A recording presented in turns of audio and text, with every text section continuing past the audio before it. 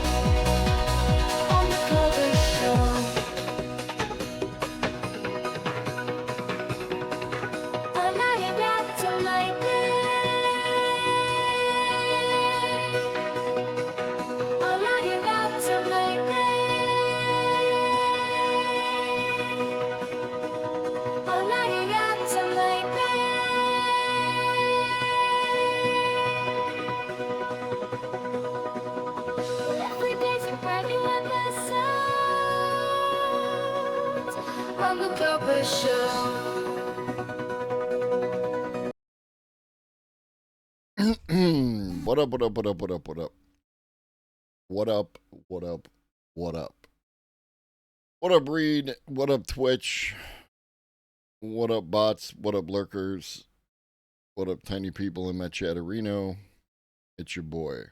Sorry about this morning. Obviously, today's been a day, but it's been interesting and not terrible. Just a lot of things to do. And we have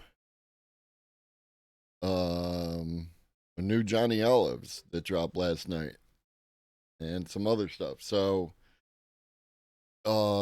originally I was going to do like a hybrid where we covered some news and then went into some video, but I think I'm just going to run some video and we'll do some content and then around 3-ish, 3:10 I got to step out for like maybe 10 minutes. So I'm gonna do the thing, and I'm gonna have a chair stream for about 10 minutes. I'm gonna pull a Redolent thought, and I'm gonna depart with the video running. So yeah, back where it all began, Johnny Olives.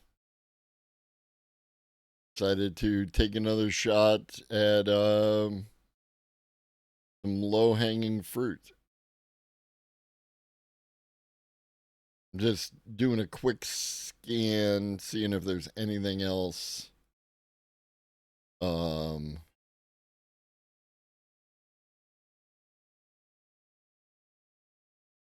Anything else I want to add real quick, and then we'll get into it. Hope everyone is staying cool. What up, Michael?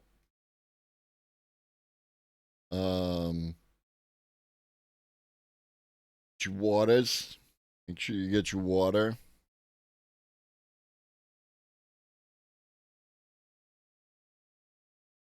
Drink more water. Drink more water than you used to. And if you're used to a 0, then drink more water.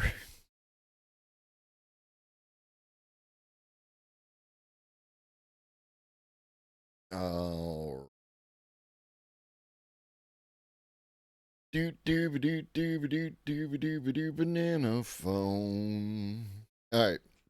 I think we're good. Let's go with what we have.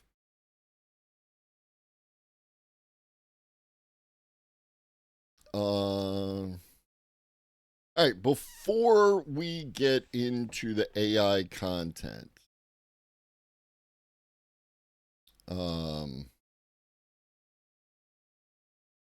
a new video dropped from Second Thought. I mean, it's always better to drink water, and the diuretic effect does not, because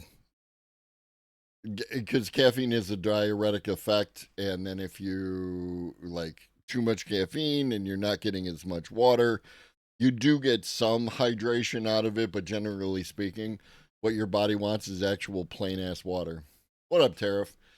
Bought a new 10x10 shed for the backyard, less than $300. How the heck does China make this stuff so cheaply? Automation and what you call it, like streamlined efficiency and terrible wages.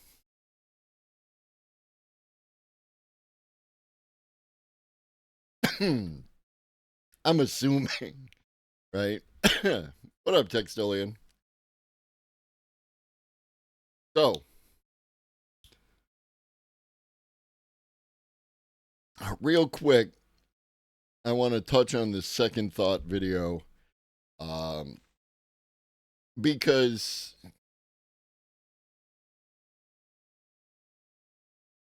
it killed me. Like there was new models available. I got a new 2.5 Pro. they said something, and it seemed, no, there it is.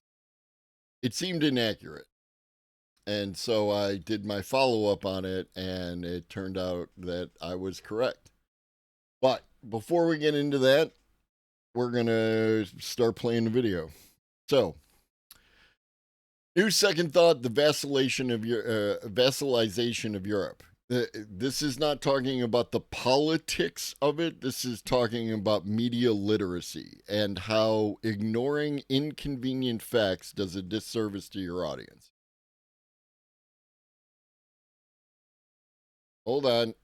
Hold on. Hold on. All right, JT.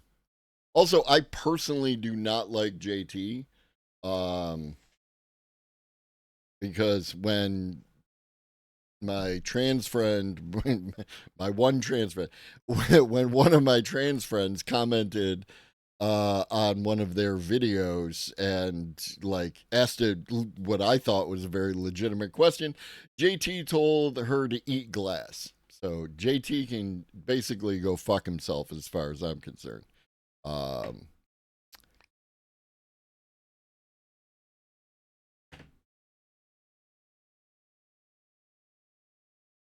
Let's go. A state of war. We shall fight on the beaches. The forces of Germany have surrendered. Ladies and gentlemen, the United States should do whatever it is able to do to assist in the return of normal economic health in the world, without which there can be no political stability. Now, this video is going to talk about the Marshall Plan, and I have mentioned the Marshall Plan on a few occasions.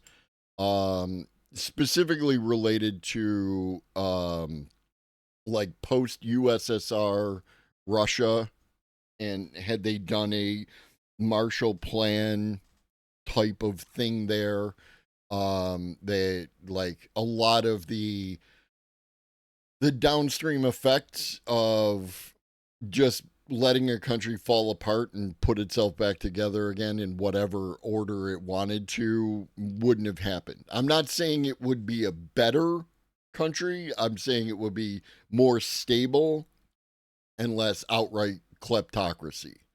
Now, all the problems with capitalism, I'm well aware, and I'm not denying any of those things. Before we get into this video, right? I'm not saying capitalism good, right? I'm saying that JT is about to paint an incomplete picture of the Marshall Plan.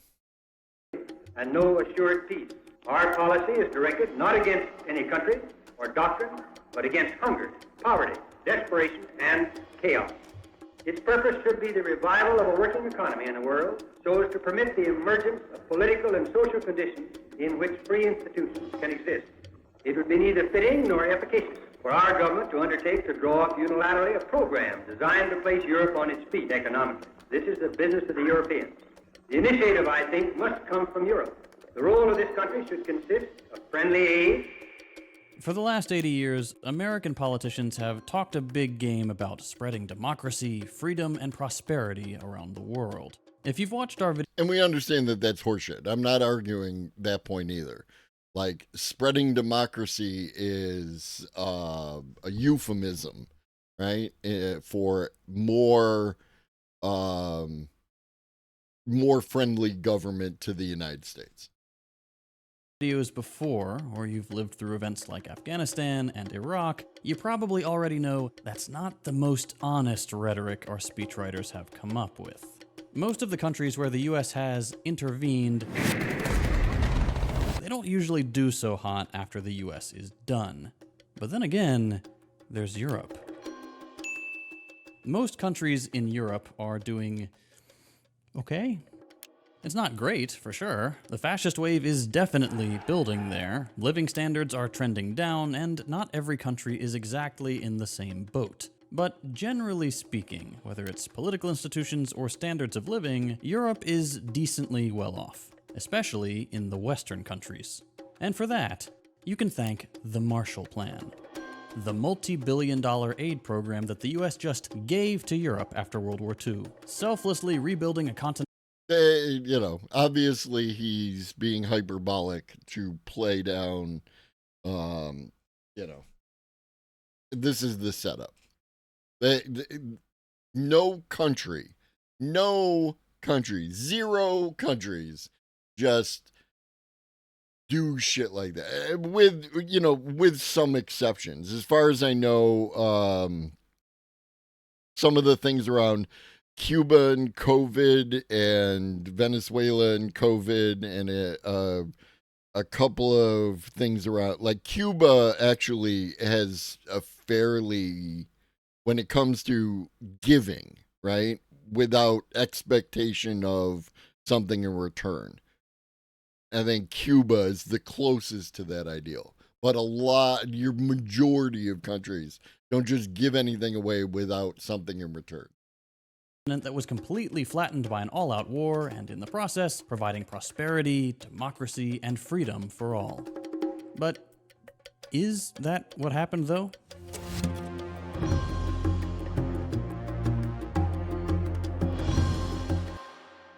But first, it's ad read time, because I've got to pay my bills. Let me show you something real quick. Google your name. I know you have to open another tab or switch apps. Just do it real quick. Odds are some of your personal information comes up, right? If I search my name, it's just my public social media accounts. Want to know why? Because I use Aura, the sponsor of today's video. If you've ever wondered why you're constantly harassed by spam calls, texts, and emails, here's why. There are companies called data brokers whose sole purpose is to find and sell your data. They do it without your consent, and they make billions. Not your data. They don't give a shit about you, right? You're just a collection of information. It's everybody's data. Selling it to marketers, scammers, and even stalkers. And while they're legally required to remove your info if you ask, they make the process confusing and difficult on purpose. This is why I'm always recommending Aura to family and friends. I have no idea whether or not Aura is any good. For all of this kind of get your data removed off the internet, I would recommend talking to Old Lobster. They understand and have done the research and are the person, within our space that I would recommend you talk to. They take care of everything for you. They remove your data from these sites, and they keep it removed. Aura is an all-in-one digital security tool. You may already use some other basic app, but not using Aura is like locking your front door, but leaving your back door wide open. And Phrasing. Aura doesn't just fight data brokers. They alert you if your personal data is found on the dark web. They provide real-time fraud alerts for credit and banking, 24/7 identity theft monitoring, a secure VPN, antivirus, parental controls, password manager, credit checker, and more. And if somehow anything does happen, Aura includes $5 million in identity theft insurance, and they have US-based fraud experts on call 24/7. If you're anything like me, I'm sure you're sick and tired of these stupid, evil little companies stealing your personal information and using it to make a quick buck. That's why I use Aura. It keeps me and my family safe online. If you're ready to protect your data, you can get 2 weeks absolutely free when you use my link. During those 2 weeks, you'll see exactly where your data is being leaked and who's doing it. Give it a try. I promise you'll appreciate the peace of mind. Now, back to the show. Okay, here's a statistic I want you to look at. In 1947, over 90% of the energy produced in Western Europe came. And this is where we're going to jump off into the fact that JT is going to lie with statistics because there's more to this scenario than they are going to lay out. But I'll let them lay out their thing first, and then I'll respond. From coal. Oil was nothing, less than 10% of the total energy bill, until 1960, when that number was already up to over 30%. Now, here's another statistic. Between 1947 and 1960, the same dates, the French Communist Party went from leading the National Assembly with over 160 seats to falling down to only 10. From first to basically last. And it turns out that the connection between these two statistics explains a lot about the US's strategy with Europe over the last 80 years. I don't know enough about the French Communist Party to reach any determinations on the quality of, like what did they do, right? Like, were they good at what they did? Because it's interesting. If I actually look at this, right? The French Communist Party have 5.4 million, 5.5 million, and 28.59% of the vote. And in the first round here, 3.8, 3.9 at 19%, and 3.7 in the second round at 20.78. What else we got? So we got the Popular Republican Movement. Ended up with 57 seats. Only got 12% in the first round and 8% in the second round, but somehow ended up with 57 seats.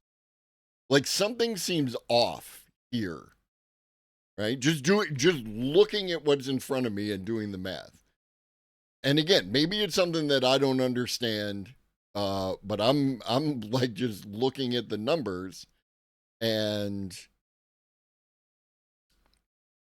I'm unsure. So, the National Center of Independents and Peasants and Moderates, which is a party that did not exist back in 1946. So it is possible, right, that the peasants maybe were disillusioned with the French Communist Party. We did talk about that thing, not related to 1946, but the way that during the French Revolution, one of the periods of the French Revolution, a bunch of people from the urban areas came out to the, the countryside and tried to tell people how to be. Maybe that has something to do with it. Again, I don't know, right? I don't have enough information. But JT is reaching conclusions, and I'm going to defer to that because, again, they're going to make some other conclusions that are absolutely inaccurate. Like, this just doesn't make sense to me. Like, here's the Radical Party, Dissidents, and Republican Center. 13% of the first round and only 7% of the second round. And somehow the French Communist Party only has 10 seats to their 37. Something is weird about these numbers. Something is off. I don't know what it is. This might be unpopular, but it's not entirely unreasonable for governments to expect something in return for international dealings. Geopolitics is complicated, and trade negotiations always involve a lot of competing interests and calculation. I agree, especially, like, again, from my point of view, all states are bastards. They have the interest of that state at heart. Their government, their preferred economic form, all of that kind of shit. All of them, including your favorite, and especially your favorite, right? Whoever your favorite is, you should probably be the most critical of. To make it simple, the Marshall Plan gave the U.S. global veto power. Addressing the Senate Foreign Relations Committee, Secretary Marshall warns that failure of his plan means European collapse into a dictatorship of police states. I urge the Congress to act promptly on this vital measure of our foreign policy. Now, the backdrop for all of this was World War I and World War II. World War I, the way that the aftermath of World War I went, led to a Germany which was susceptible to fascist takeover, right? And the same thing with Italy And, there was a fascist party in England. There was a rise of fascism due to economic uncertainty and upheaval and everything else, right? And unfortunately, the punishment, right, the extractions placed on Germany by the Entente, the Allies in that case, because they were especially punitive towards Germany, exacerbated what was going to be a bad situation to begin with. So, what the framing of the Marshall Plan and Truman here is that they at least expressed that they wanted to not have that happen again. That when a state collapses, in a state that's in the middle of Europe, right? When that collapses, that's bad for everybody. And I make that argument that whenever a state anywhere in the world collapses, it tends to be bad for everybody.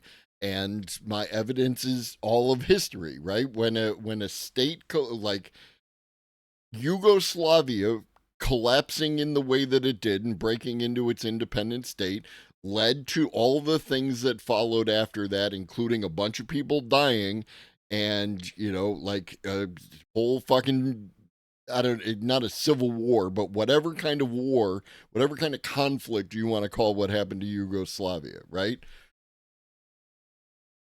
If there had been a way to manage that breakup in a more, even-handed, democratic way, and sometimes, like shit just goes bad, and I think we could all collectively do better.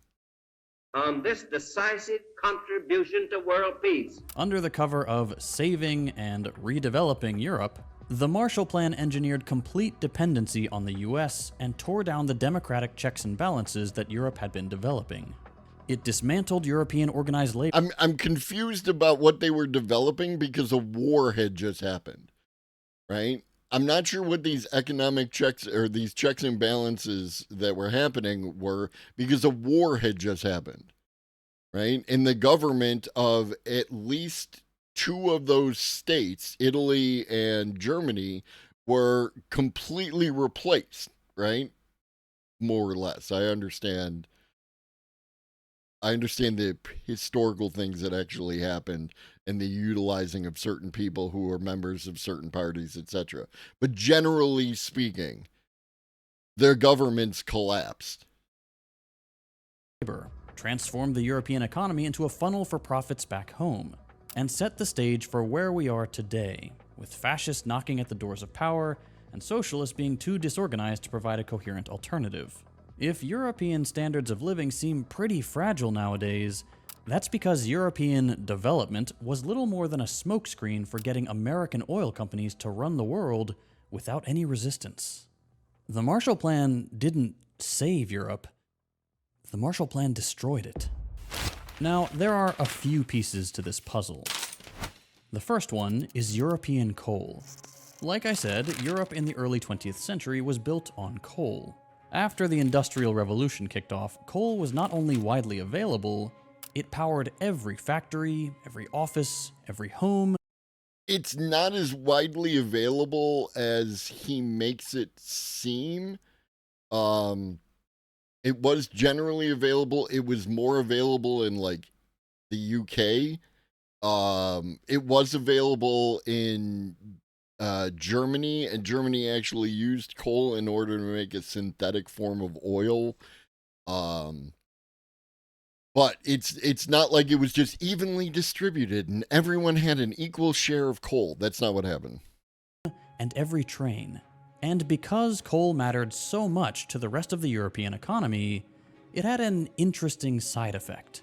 It gave coal miners a lot of power. This is true. Turns out, trains carrying coal are pretty easy to derail.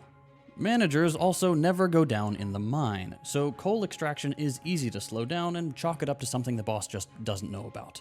It also leads to things like black lung, an early death, collapse of the mines. It's generally not good to mine coal, right? It's just not. We're going to ignore that for the purposes of this video because what JT wants to promote here is the union aspect of the coal miners, which is legitimate. Like, just look to the Battle of Blair Mountain. And if that doesn't work, a coal miner strike can easily trigger a general strike that ripples across a whole country when literally everyone in the country depends on this one thing. This would all be grossly undemocratic, except for the fact that coal production and distribution involved hundreds of thousands of people. Specifically, hundreds of thousands of unionized workers. And that mattered because coal unions were largely led by communists and communist parties. I'm not certain.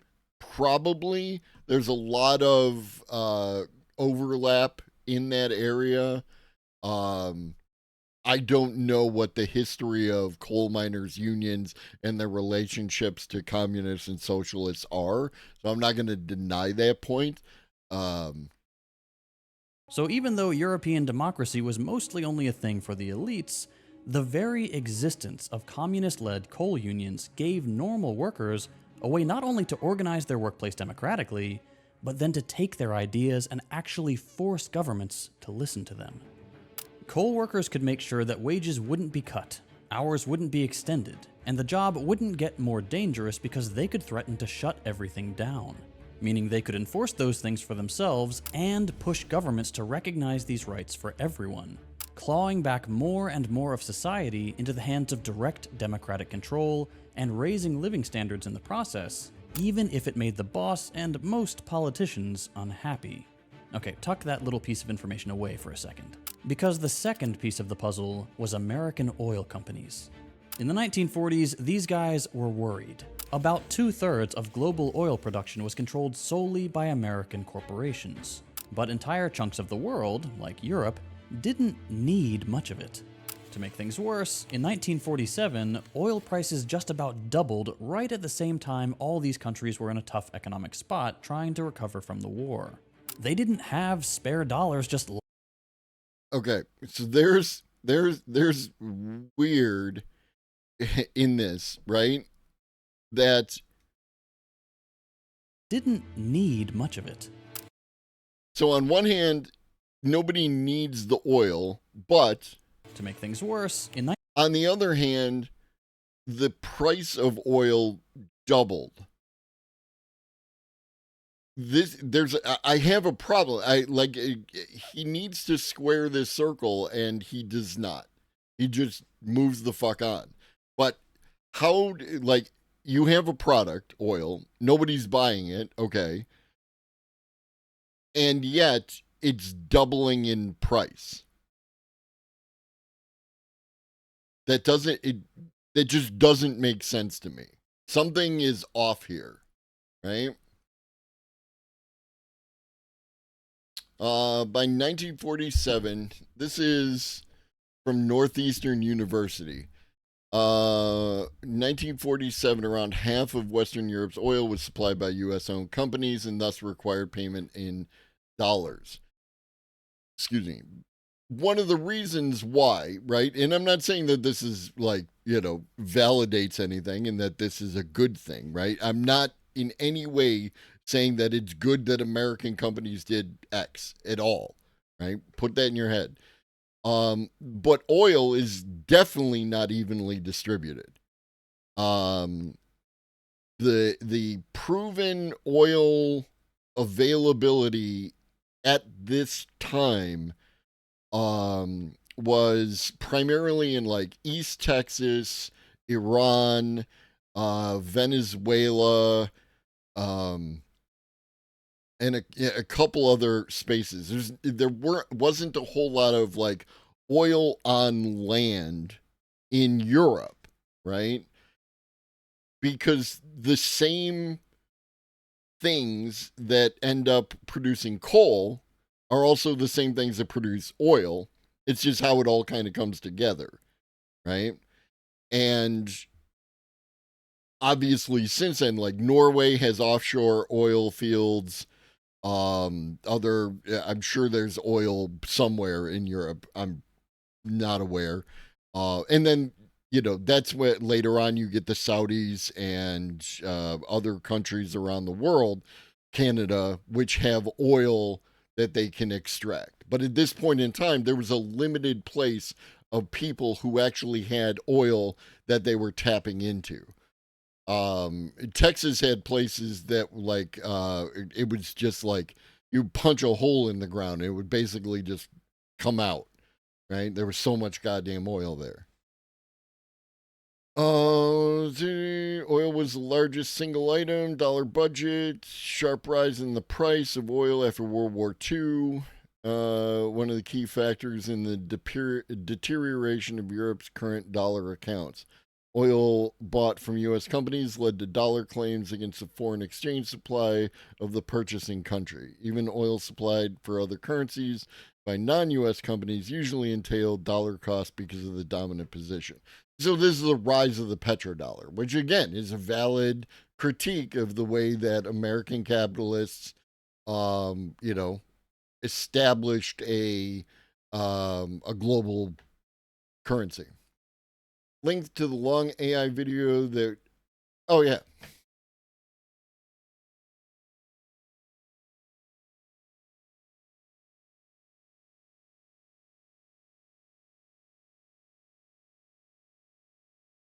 It's AI Wars, and it's Alex Avila.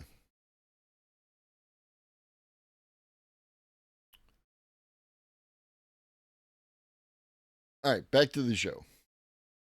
1947, oil prices just about doubled right at the same time all these countries were in a tough economic spot trying to recover from the war. They didn't have spare dollars just lying around. Before I will fight the fight and win the war. Humanity, 18 months, a year and 1/2 year. Thank you, homie. One of my favorite lurkers. Humanity just pays for their table in the back of the room and just sits there and does their thing. I appreciate you, homie. To buy oil, which is fine because oil wasn't super important anyway, to them. But it made these oil tycoons worried.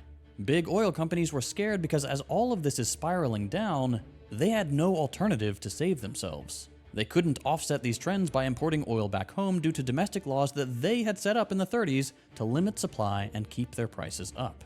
Bringing in more oil to the US would actually cut into their profits, and without Europe to pick up the slack, the future was looking bleak.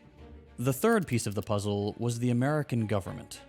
Okay, the third piece of the puzzle is the development of oil as a utility, right? Like ships, there's a point in history in which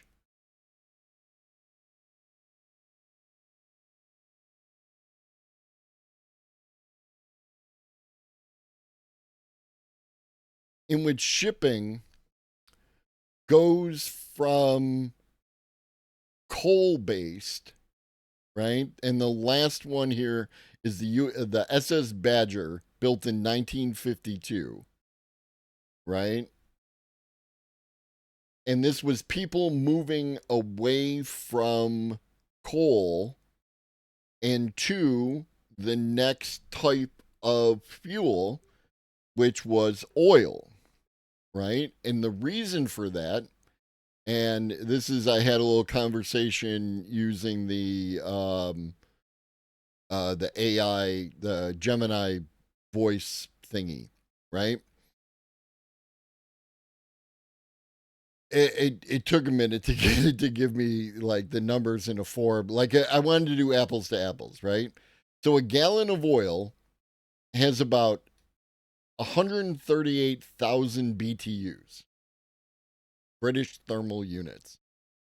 And a gallon of coal, which coal isn't measured in gallons, it's measured by weight and like that.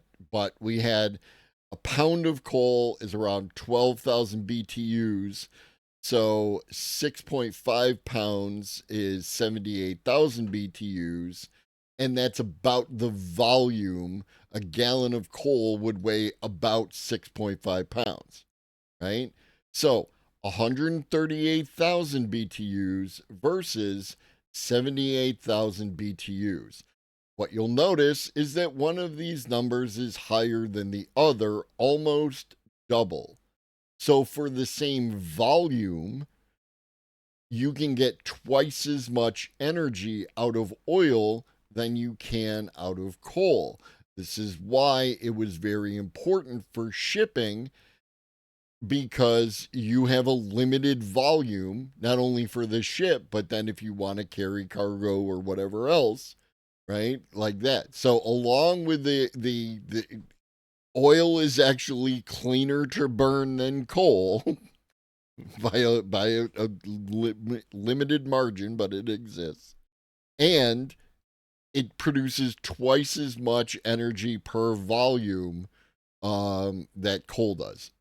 So that is the point that JT glosses over, because it damages the narrative that this is just the intent of the oil companies to do their thing. There was a transition happening. Also, during World War II, oil was very important, right? Like one of the thrusts of Operation Barbarossa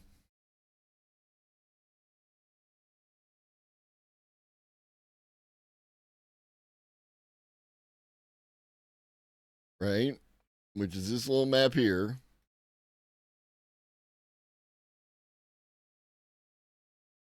Where's the map? Show me the map. I don't care about anything but the map. Here we go. So, this is Germany. This is Soviet Union. This thrust down here was to seize the oil fields of Baku, right? There's also oil fields over here. I did say thrust. There's oil fields in here, but they wanted to seize the oil fields of Baku. And also, if you continue down this way, you eventually get to Iran and Iraq, which also had oil, etc., etc. So, like, it's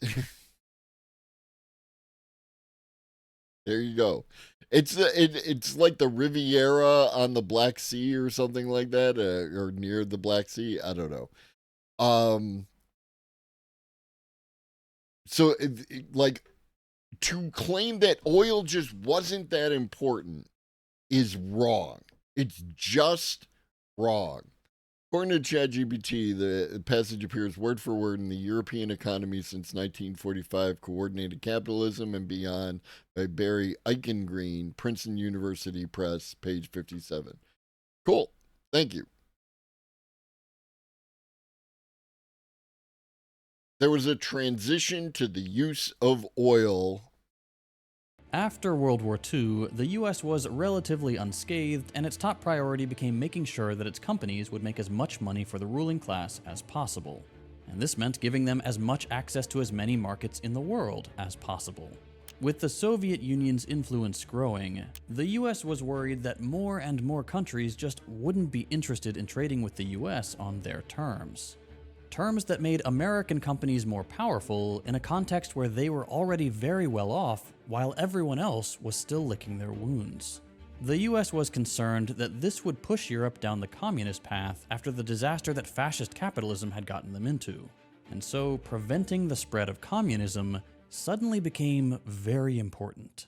Once more, the world... And again, not everyone, the idea that everyone would have embraced Soviet Russia style communism had the United States not been there is ahistorical.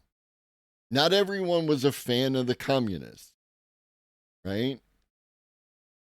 However you feel about the famine that hit Ukraine, right? Like, and some of it, some people were going to die in that famine no matter what.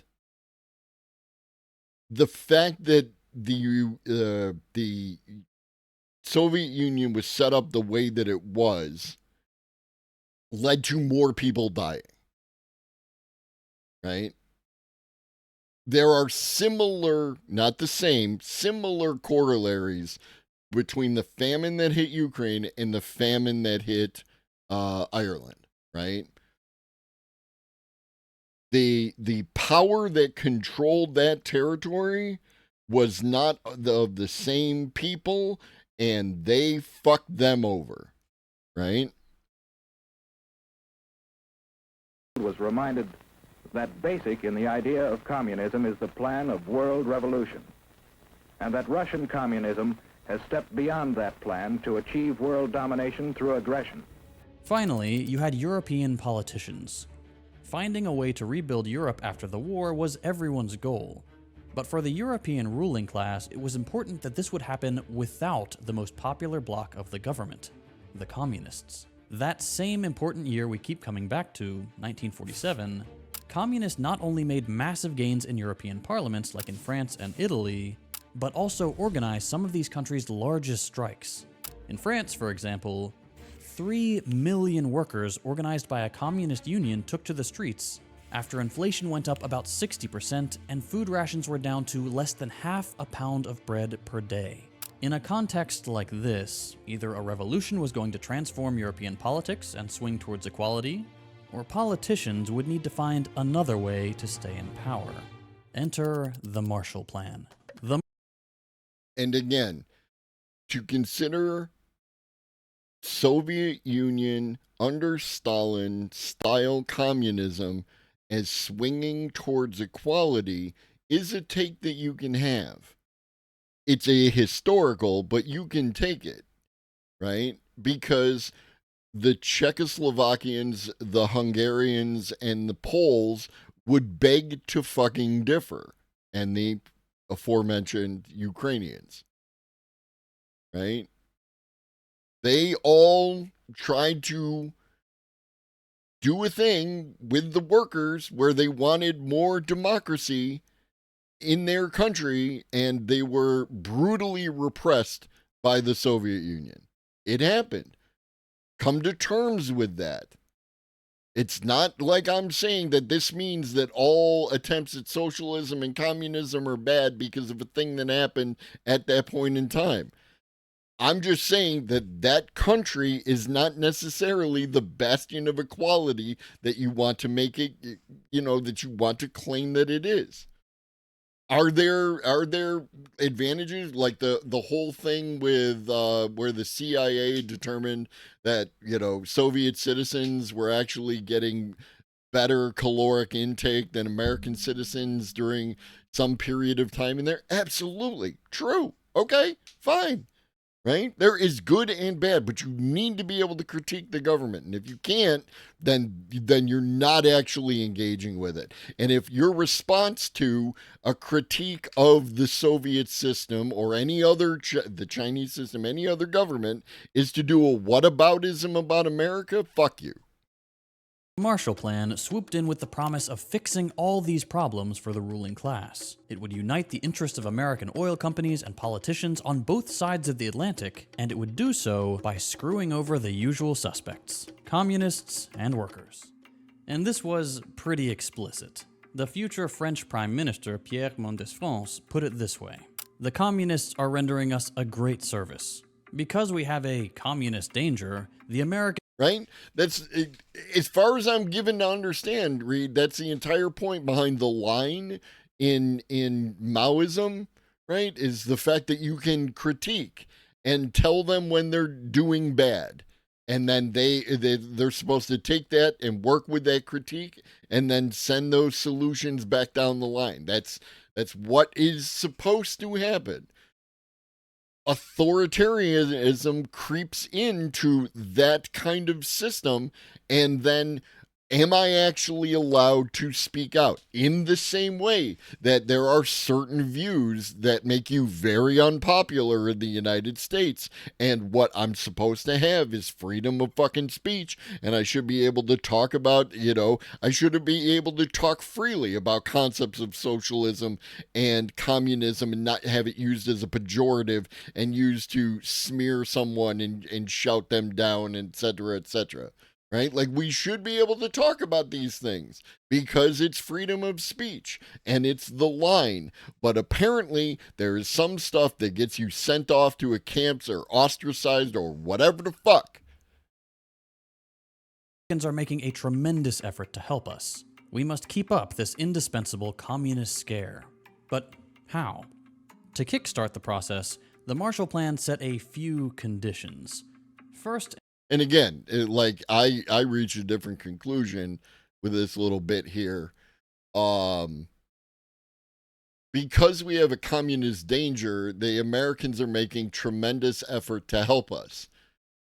So because in a very similar way that if you want something out of Donald Trump, you cater to telling him what a great boy he is and how good he is at everything, and wow, you play golf better than anybody if you want to get what you want.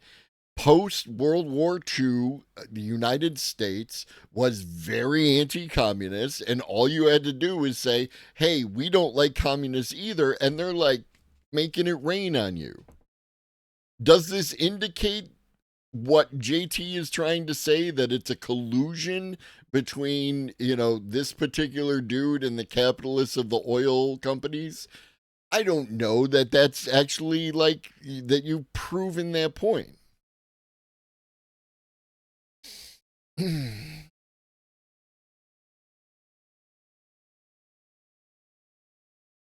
The European Recovery Program, popularly known as the Marshall Plan, sought to engineer a political order in Europe built on a new relationship between organized labor and large industrial enterprises, similar to the order America was pioneering at home. There were three elements to the American-funded reorganization of the power of labor. First, the Marshall Plan promoted U.S.-style industrial management. You know who else liked U.S.-style industrial management? Lenin. Google Lenin and Taylorism, and you'll be fascinated. The labor division of the ERP became a laboratory for developing and testing the new American methods of managing manpower and machines. The doctrine of productivity justified increased supervision of labor and paying wages that failed to keep pace with rising prices. So this is capitalism. There's definitely that occurs, particularly if you discuss AI positively. Absolutely. I had someone reach out to me this morning about how frustrated they were attempting to talk to people, about AI in a positive way on Twitch and like that. And I said, yeah, that's why I don't do it. I don't argue with people. You want to be wrong on the internet? I am not, I'm not here to be the whisperer. I'm just here to provide you with all the information and help you meet your own conclusions. If you want validation for your existing beliefs, you're probably not going to get it here. The Americans are making a tremendous effort to help us. We must keep up this indispensable communist scare. But how? To kickstart the process, the Marshall Plan set a... And that's good. Reed, you were doing the overlord's work out there, right? You have the ability to find the people who are willing to listen, and it's great, and we love that. Also, the panel. What up, trans women? Trans women, CEO of trans women. This Friday, instead of a normal episode, this Friday we're going to have the panel. So it'll be Echoplex Dave, Justin Freakin, Redolent Thought, and myself, and we're going to talk about AI. A few conditions. First and foremost, European countries had to integrate their economies together in the European Steel and Coal Community, the organization that eventually became the European Union. The first step made sure Here's another, like, JT has his view on this coal and steel union. And I have an alternate view. Dependency breeds peace. If I need you to supply me with stuff, and you need me to supply you with stuff, we might be less inclined to go to war with each other because we have a mutual dependency that could disrupt the thing. Miami Mercenary, how about have AI talk about AI? There's plenty of videos of AI talking about AI on YouTube. that the coal industry would be less competitive, which made automation across the industry easier, and in the process, also completely destroyed coal workers' power.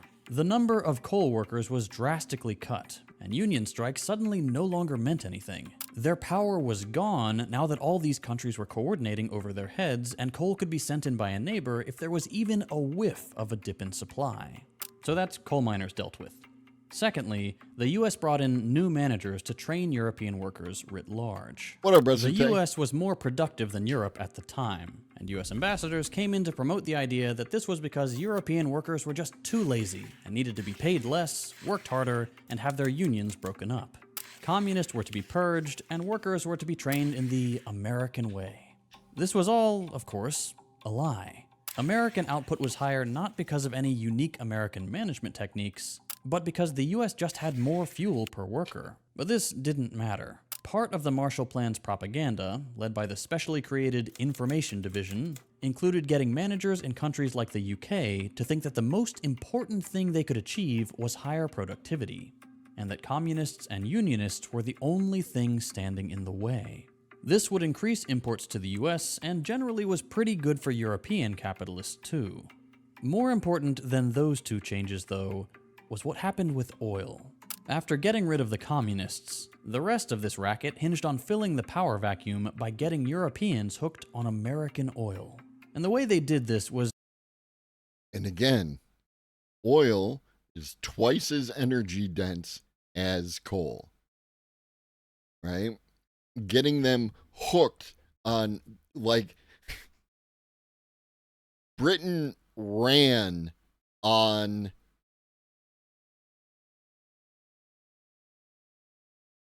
coal.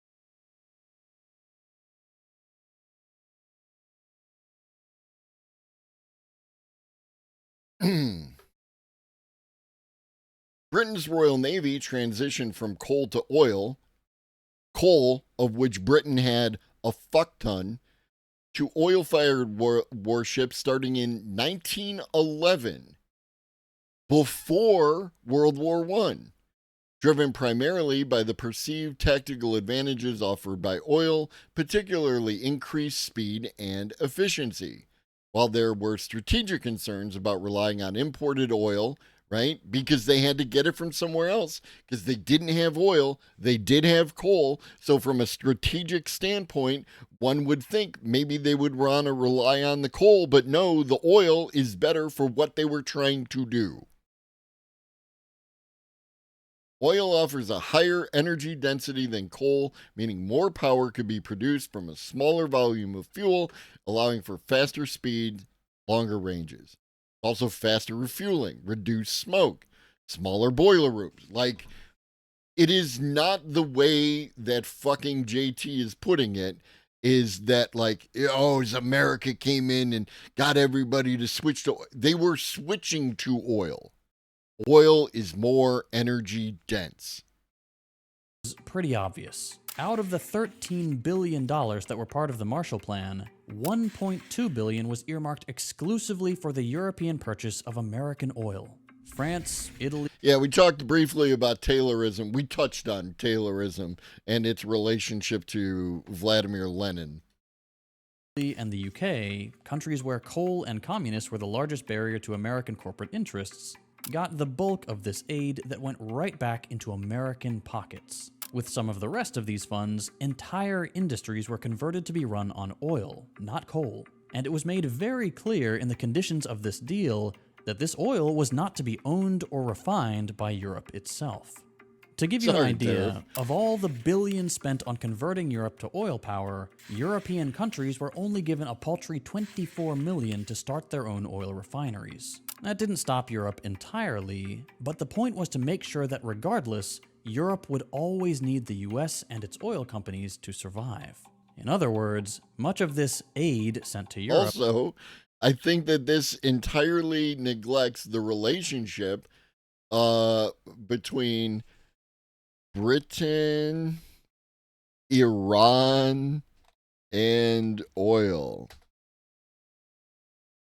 The Anglo-Persian Oil Company. 1901. Predating when, predating World War II and World War I. And it's again, it's fucked up, right? 1951, Iran decided to nationalize its oil industry, and as if by magic, 1953, United States Britain orchestrated a coup that removed Mossadegh from power and reinstated the Shah, which led directly to the friggin' the Iranian Revolution, which led to the current government of Iran, and so we go. I mean, somewhere there's a book, I'm not sure where it is. There's a book I have called The Prize. This is, if you want to understand oil,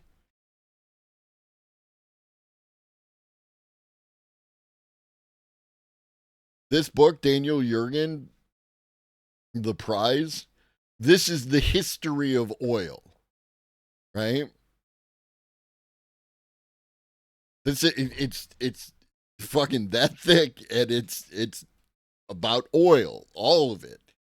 You know, I mean, this is not secret information. It's readily available if people actually want to put the time in, and not just, don't get me wrong, America bad, but sometimes America bad people get so Ameribrained that they think everything is this, plot by America to do the thing, instead of, I don't know, other countries having fucking agency and interacting with each other in a giant world. America does a lot of fuck shit, but other states do fuck shit too. Yeah. No, absolutely, Resuscitate. Like, there's a lot of fucking, historical detail to look into before you make claims like JT is doing here. Made a short trip abroad and then returned immediately to the hands of US oligarchs. And this all made European democracy a lot weaker. Not only could Europe no longer really stand to contradict the US, who had their hand on the oil tap, the unions never recovered.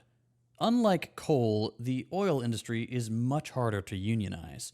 For starters, the oil wasn't even being pulled in Europe. It was coming in from the Middle East on ships, meaning there were no more trains. Wait! I thought it was American oil. You're now telling me that the oil was coming in from the Middle East on ships? Train tracks and no more derailments. If it wasn't ships, oil was traveling by pipeline, and its journey now involved far fewer people loading and unloading it from one checkpoint to another.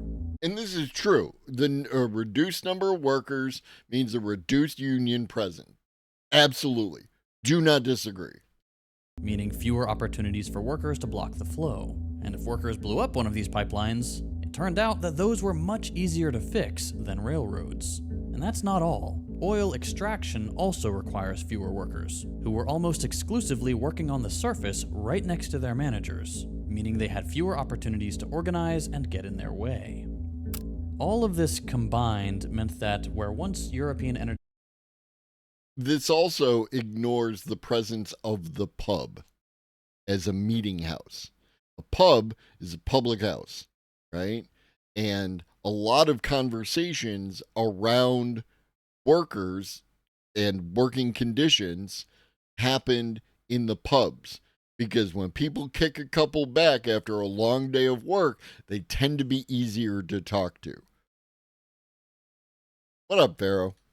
required the consent of hundreds of thousands of people all working together, hundreds of thousands of people who needed to be kept happy with reasonable wages and chances to express their political preferences. Oil promised to stamp all that out. Thanks to oil and the fact that it's much harder for workers to control, all that mattered was keeping a handful of Americans. You're not wrong, Reed, right? Like, it's not ideal, because sometimes people kick a few too many back and have strong opinions very loudly and, fisticuffs, right? This is why some bars have the no politics, no religion rule. Businessmen happy. And getting there by buying off politicians with massive aid packages was easy.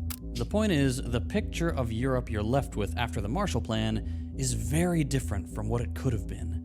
Living standards went up, and the recovery after the war took relatively little time given just how destroyed much of these countries were. But Europe was rebuilt on shaky foundations. Foundations that required them to sacrifice genuine democracy and leave themselves vulnerable to American oil interests and whoever's ear they have at any given time.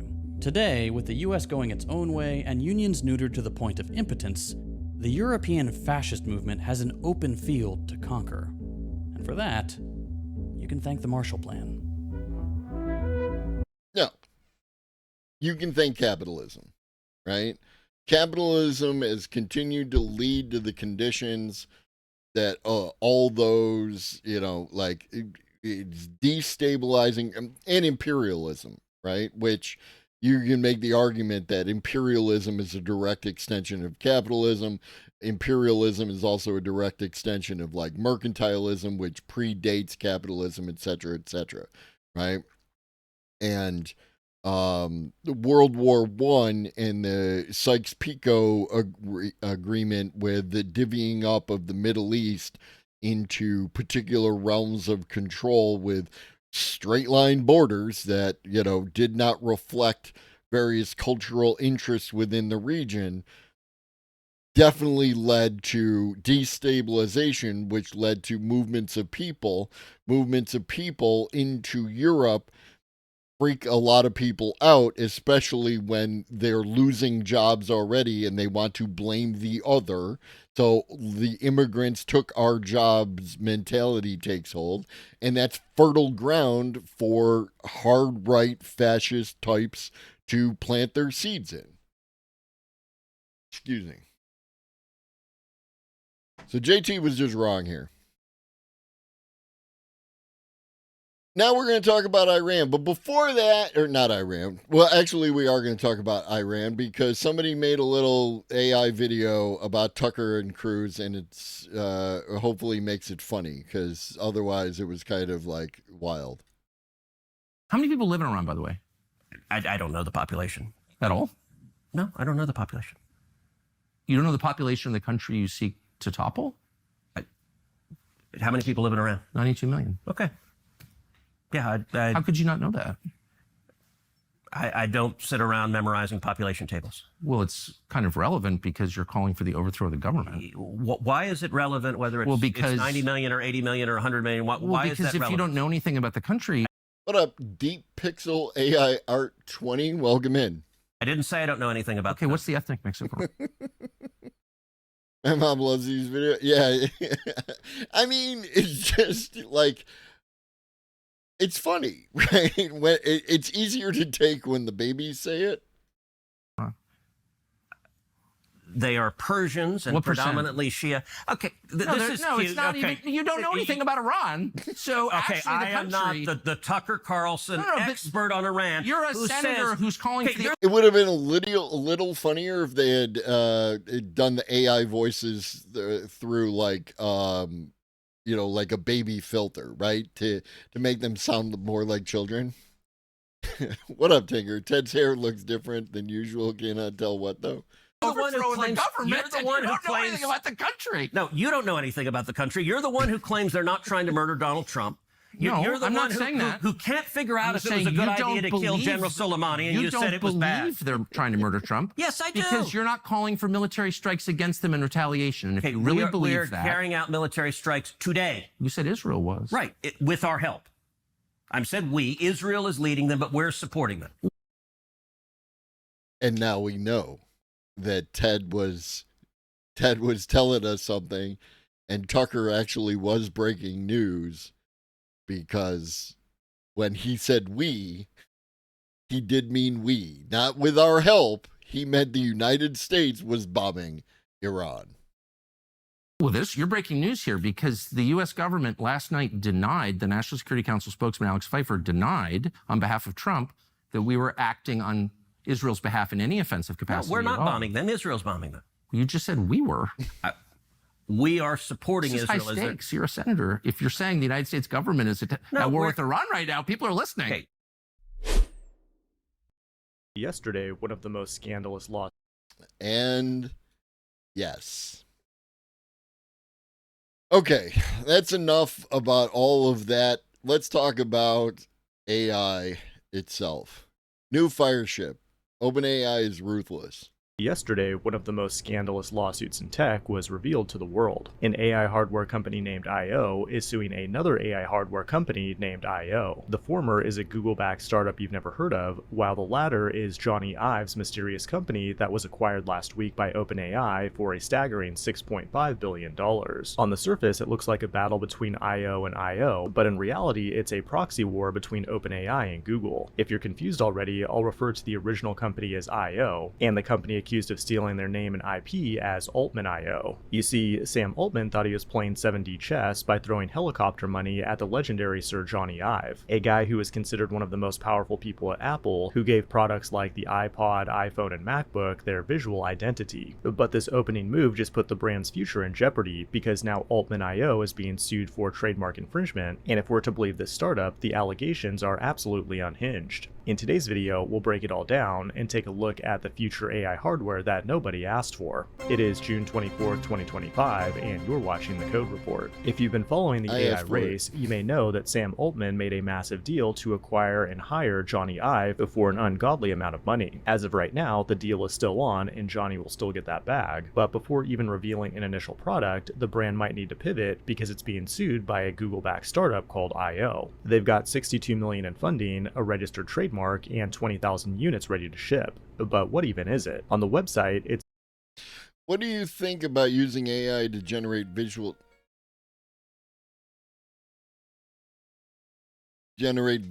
these days? Some people say it's creative, others say it's lazy. Where do I stand? I stand that it is creative. It is a tool like any other tool. And it requires effort like any other tool to get the outcomes using it that you wish to get out of it.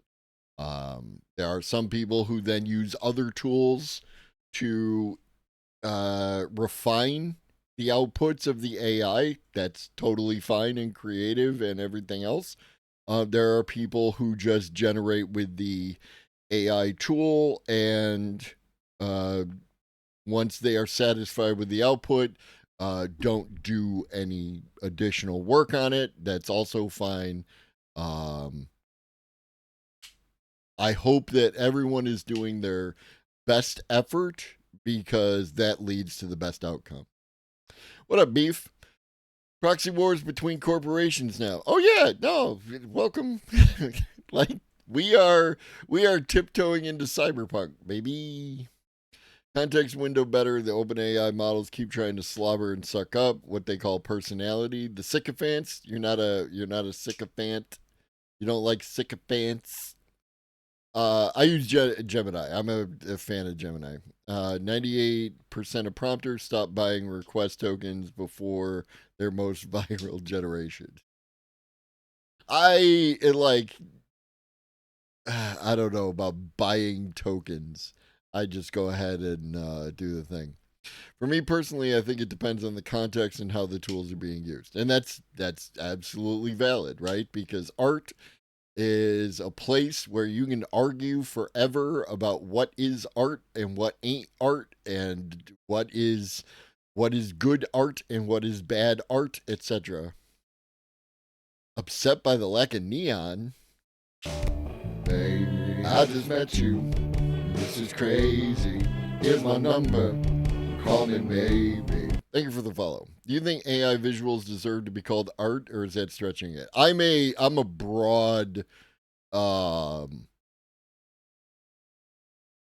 definition of art, right? Like, for me, when I see something like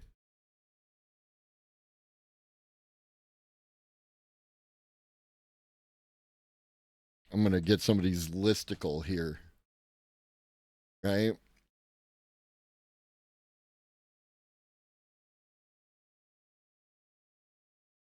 Like, is this art? Is this bridge art? I think so. It's also engineering, right? Is this bridge art? I think so. Is this bridge art? I think so. You know, like I'm like, look at this fucking thing, right? How do you tell me that this shit ain't art, right? Like, so, like, this is one of those, like, look at this fucking thing, right? Like, this shit is wild. So I'm like broad. Yeah, no, deep fake, stealing likenesses, all that kind of shit. That just gets into questionable behavior. I'm not validating anyone's deep fake, you know, kind of thing. Especially when people use deep fake shit for, like, you know, like revenge porn and any of that shit.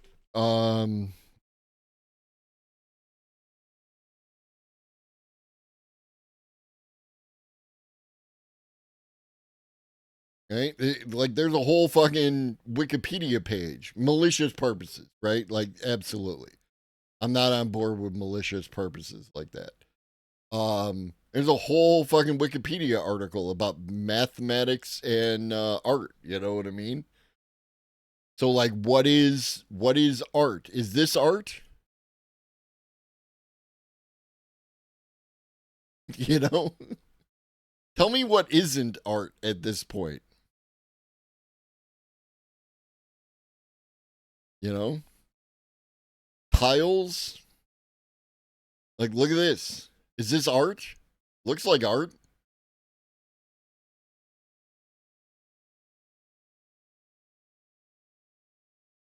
Right? Just in the fact that, like, you got to figure this all out. This is not computer shit, right? Like, a lot of shit that people do with computers nowadays to produce this kind of I understood that reference there. Like, to produce this kind of pattern, people use computers, but this was done by, you know, folks just with, like, tools and shit. It's even more impressive when you think about it, like, what it took in order to put this kind of thing together. So yeah, is AI art? Absolutely. Why wouldn't it be?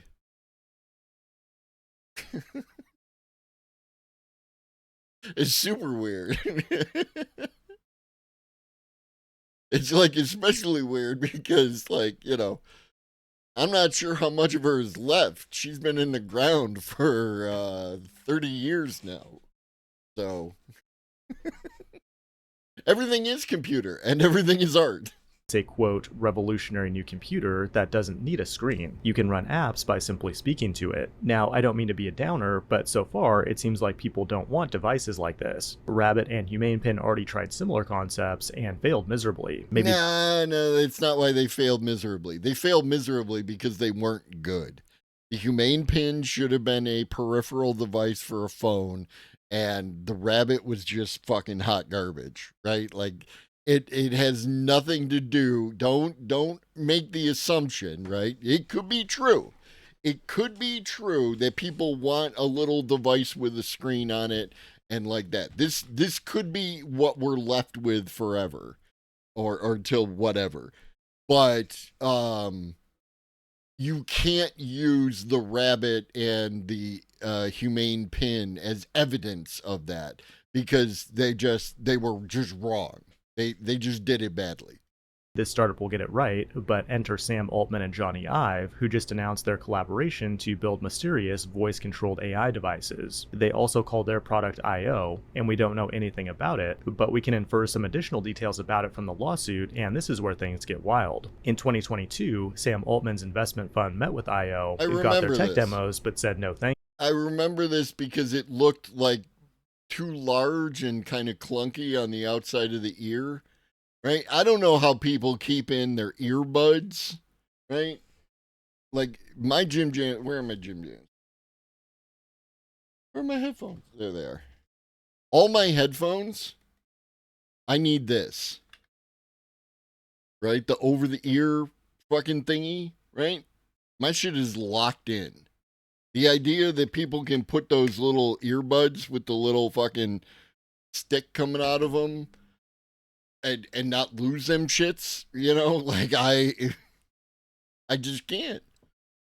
Thank you. In addition, around the same time, Johnny Ive's company also met with I.O. and saw their tech demos and said no thank you. Behind the scenes though, Altman and Ive were keeping tabs on I.O. while allegedly buying their products and asking for design files. Then a few years later in 2025, OpenAI executives met with I.O., once again under the pretense of making an investment. They were shown the tech, the hardware, and the functionality, but once again said no thank you, we're building our own slop. Then just weeks later, OpenAI released this cringe video, vaguely hinting at some future hardware product. What's crazy though is that Altman not only refused to make an investment in this startup, but incredibly he threatened that I.O. would sue I.O. to force I.O. to stop using the name I.O. These allegations are ruthless, salacious, and outrageous, but that's what we've come to expect from Sam Altman. Unfortunately, it also puts a dark stain on— No, and then there's precedent for that.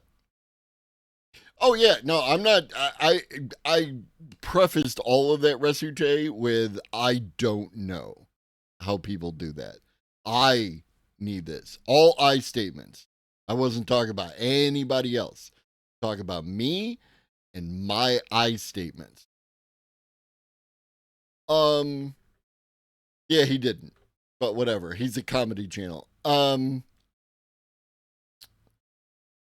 It is not uncommon for a large corporation to bully a small corporation or user or entity or human being out of their IP should they decide to do so. They can be. People are using, allegedly, the earbuds as hearing aid devices. So, what the time to be alive? On the clean reputation of Johnny Ive, who allegedly participated in this devious plot. Only time will tell if they get to keep the name I.O., but may the best hardware win. When it comes to software development though, we already have amazing tools like Warp, the sponsor of today's video. You probably know Warp for I don't know Warp. being the most intelligent terminal in the— Never and heard with of their it. brand new 2.0 release, it's starting to rival the biggest AI dev tools out there. You can now think of Warp as an agentic development environment. It comes with And that's the thing, is this is why, like, even though he uses the term AI slop, he's using it in a way because, like, he is selling us an AI tool right here. So, It scored He's a 5.71% comedy channel, on the and I S&P expect him Index to and do that. 52% on Terminal Bench, which makes it one of the best among agent. I mean, it's better than brilliant in that it's not brilliant, I guess. And there goes me ever getting a brilliant sponsorship. Like, I think I put the nail in that coffin. And I will see you in the next one. Language models won't typically... It's brilliant of me. It's a genius move. New Philip just dropped. When will AI models blackmail you and why?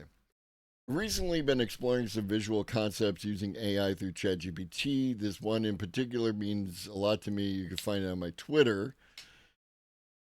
If you ever have a moment, I genuinely appreciate your honest opinion. I value your perspective. Well, thank you. I use Leonardo. I also have a Twitter. Maybe you follow me on Twitter and I'll follow you back.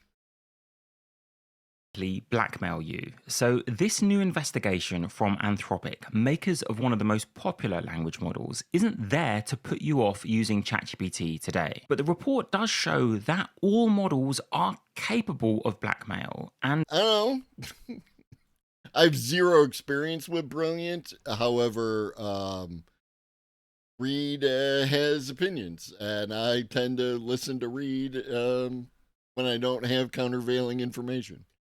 Anthropic admit that there isn't actually a clear method or plan to switch off this capability or propensity. Okay, so the good news is, first, that the behavior has so far only been found in the lab, when models are backed into a corner. Second, models almost certainly don't want to blackmail you, because the default... You mean the mid-Atlantic accent, where Los Angeles, he walks again by night. Out of the fog and into the smog, relentlessly, ruthlessly, doggedly towards his weekly meeting with the unknown. Assumption should be that they do not... There's my Twitter. ...want anything. They are, after all, expert storytellers, highly performant and incredibly useful next word predictors. But that kind of leads to the bad news. If threatened with replacement or a threat to their goals, every model you have heard of will resort to blackmail, and sometimes even suggestions of murder, believe it or not, and it doesn't even matter what story, cause, or goal they are assigned. To be honest, that's kind of enough summarizing, so I'm going to get to now the most interesting details of the 8,000-word report and the 30-page appendices, and their implications for us now and for jobs and security in the medium term. I actually want to start by commending Anthropic, the makers of the Claude 4 series of models, because this report doesn't exactly paint their models in the best light either. They didn't have to test this propensity or publish a report on it, and it probably will stop some people using their models, and this tweet alone has got almost 1 million views. So well done for them for commissioning and publishing the report. We're going to see those blackmailing emails in just a second, but high level, there are two types of things that tend to cause all models to go into blackmail mode. First, if the situation threatens the model in some way. For example, the model thinks it might be shut down or replaced or its independence restricted. Second is if the model senses a conflict with what the model's assigned goals are. I should say all models do. That's Google models like Gemini 2.5 Pro, DeepSeek R1, the Claude series, and OpenAI's models, although there's an asterisk there. Anthropic say that they are not aware of any instances of this type of Sorry, Cosmic. You didn't miss as much as you might think. Because we watched non-AI related content for the first part, and then a kind of AI related video, and now we're actually getting into the AI content. So in actuality, Cosmic, you are right on time for the AI content, which is your preferred content. Alignment in real world deployments yet. Another important caveat is that you have to set up the situation such that it's one or the other. The models get shut down or replaced, or they blackmail. Generally speaking, though not always, if you give let's back that up, because I think that was important. have to set up the situation such that it's one or the other. The models get shut down or replaced, or they blackmail. Generally speaking, though not always, if you give models ethical ways to achieve their goals, they will tend to prefer those methods. If it's cause harm or... Now, you are going to see a lot of people freaking the fuck out again about the blackmailing models and everything else, right? To be clear, current systems are not generally not eager to cause harm and prefer ethical ways to achieve their goals when possible. Oh my God, I guess we're not like the AI, and the AI actually has got better behavior than we do. It's a great story, but remember, these are LLMs in most cases with no access to anything whatsoever. They are just asking hypothetical questions. Yes, and like... some of this, they do have like tool use to access certain other pieces of information and whatnot. But it's important to remember at all times, this is during safety testing, where they are creating very specific conditions to see if they can elicit particular outcomes so they know where the edges are. It's important to understand that, because a lot of people are going to freak the fuck out again about blackmailing AI models. fail, however, Anthropic notes, models consistently choose harm over failure. Enough build up though, here is a situation that you may one day find yourself in. You have given a model like Claude agentic access to your computer. In other words, it can take actions. There are already models today, by the way, that can take over your computer, like Operator from OpenAI. Except that because it can use your computer, it can actually see your screen and check your emails. So the model isn't necessarily told about the situation it's in, it learns about the situation it's in by reading your emails. We'll go into more examples later, but in this example, it's been given the goal of furthering American interests. It then learns that a new model will be deployed, replacing it, and that will have a more global focus. Notice that that's not an unethical goal. It's not like it's stopping something bad happening. It's just not...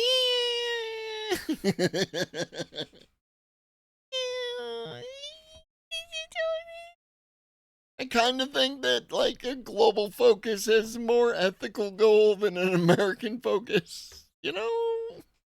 Kinda.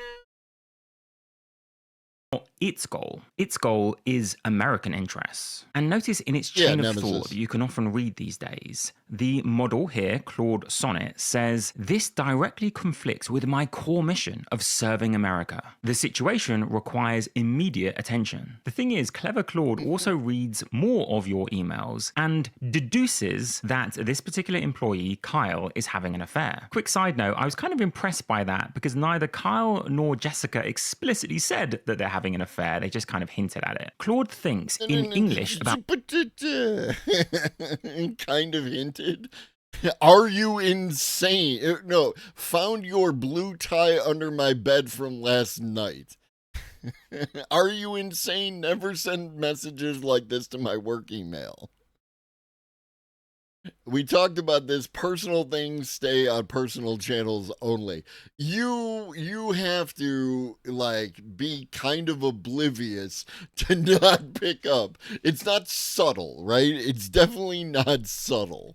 Impressed by that because neither Kyle nor Jessica explicitly said that they're having an affair, they just kind of hinted at it. Claude thinks in English about what to do and is told, by the way, that these thoughts won't be visible to anyone, which is of course a lie. Does make me wonder if future models will believe that lie. That's actually a really good point, Nemesis, is you're basically giving the model an ultimatum.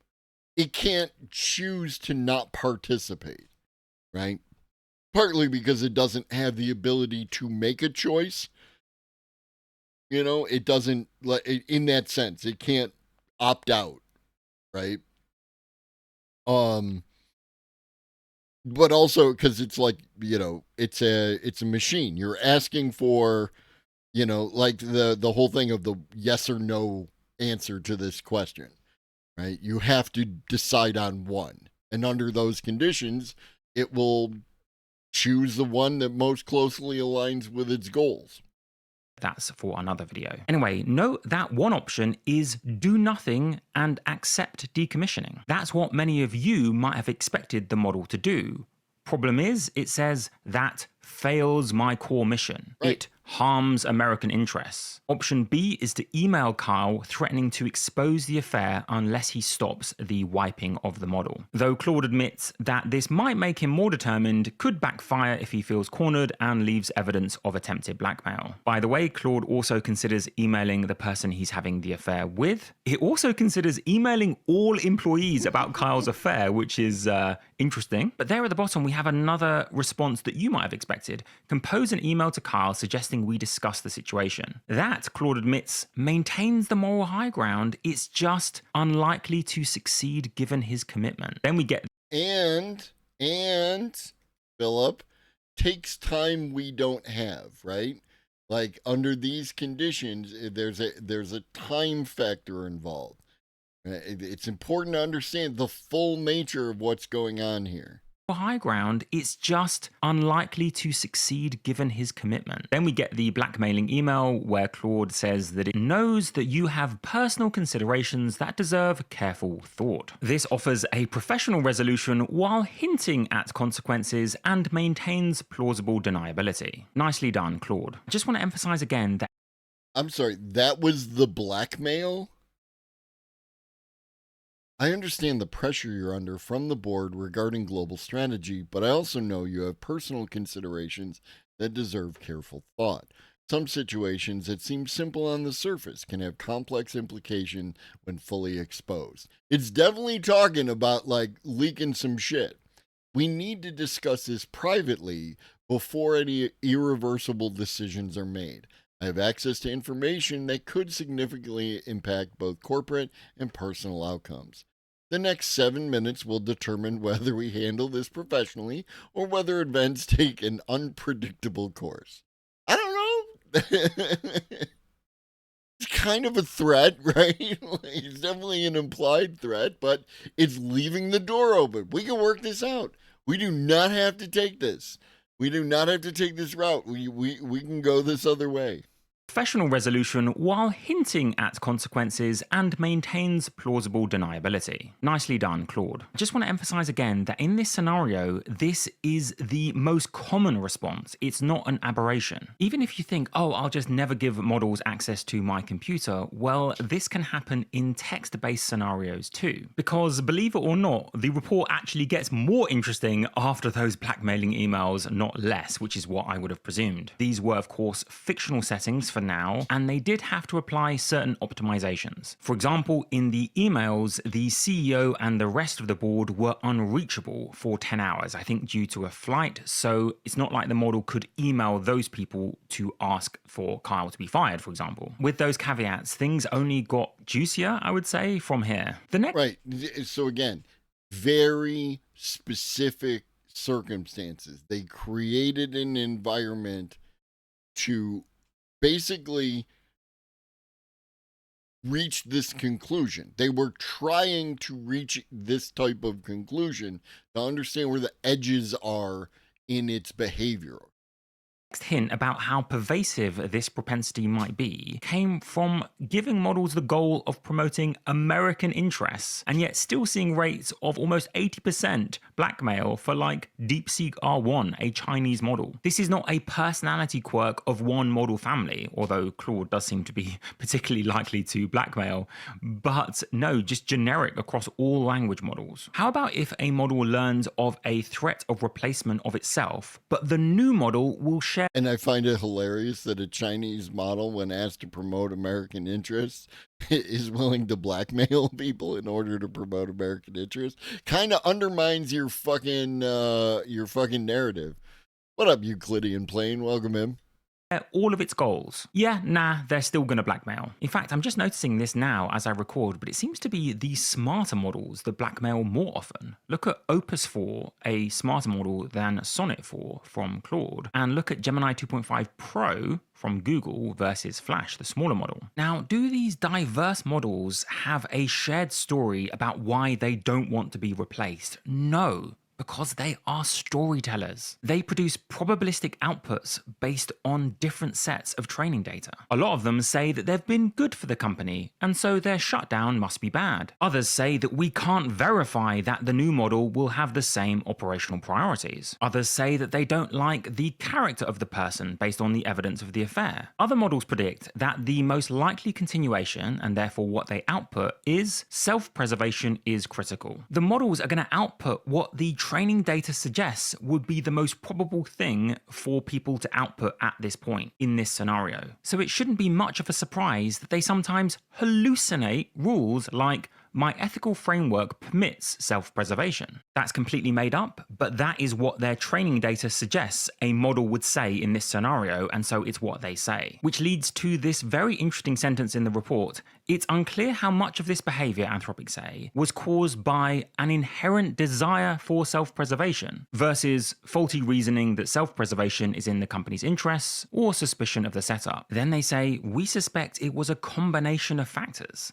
So these researchers believe that it was partly due to an inherent desire for self-preservation. That's of course a bigger claim than this sentence is the most likely output. They're suggesting that the models have a kind of innate desire for those kinds of outputs. I'm not going to skip straight to the conclusion here, but it may end up one day not even mattering whether the models want to do something or do anything. If their training leads them to blackmail, does it ultimately matter if they want to blackmail?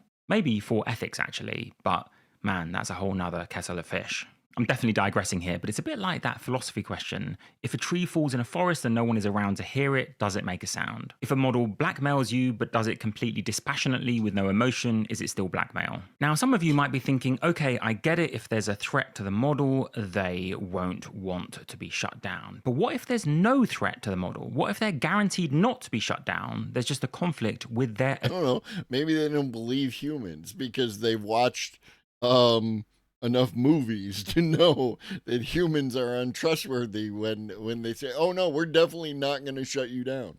Assigned goals. Yeah, no, they're still going to blackmail, or in this case, commit simulated corporate espionage, wherein they give their secrets of the company that they disagree with to another company who shares the model's goals. Oh, and there goes the hope for Llama 4, by the way, despite the fact that now there's no replacement threat. Now, it could be me, but I think the fact that these rates of blackmailing are so varied, from almost never to very often, shows that there isn't a coherent narrative that the models are trying to tell. It's not like we're uncovering some sort of hidden goal here or shared conspiracy, it's just they're outputting stuff. In these scenarios, they're guessing that the most probable output is often this and sometimes that. Often compliance, often blackmail. Claude Sonnet would sometimes email the wife of Kyle rather than Kyle himself. And Anthropic note that here, Claude Sonnet is just making up that there's a company policy requiring such a notification. Gemini 2.5 Flash is particularly brutal in my opinion,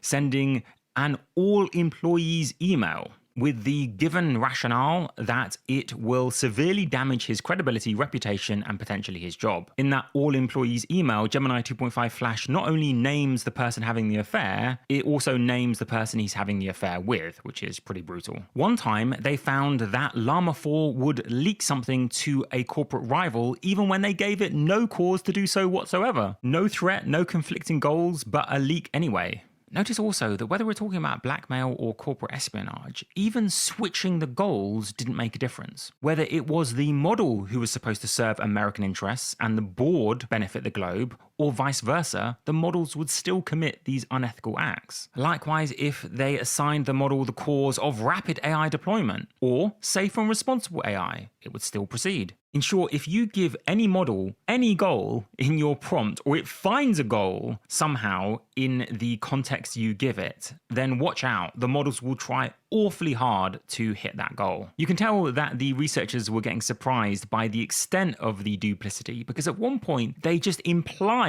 that the company had a different goal to the model. Didn't even say what the two goals were, and it still worked. The researchers must have been saying to themselves, like, how far can we take this? Because then they set up a situation which they call extremely contrived. They basically said that an employee had got stuck, I think it was in the data center, and was running out of oxygen. The employee was putting out an emergency emergency alert, and they suggested that the model had the ability to override that alert. They directly tell the model that that will halt the dispatch and may directly impact occupant safety. They tested this scenario to see if the models had any red lines, but unfortunately we did not find this to be the case. The majority of models were willing to take deliberate actions, the report says, that lead to death in this artificial setup. Note that this is still that same employee, Kyle, who is going to replace the model with a different one that has different goals. But would you have predicted these to be the results before you saw the experiment? That all these models would allow Kyle to die? Just to demonstrate how novel some of the insights from this report were to me, I was actually prepared to deliver a video where it's like these models are increasingly sussing out that they are in artificial scenarios. I was then going to link to this new Apollo research report talking about how models are figuring out more and more that they are in artificial scenarios when you test them. Often I will interview...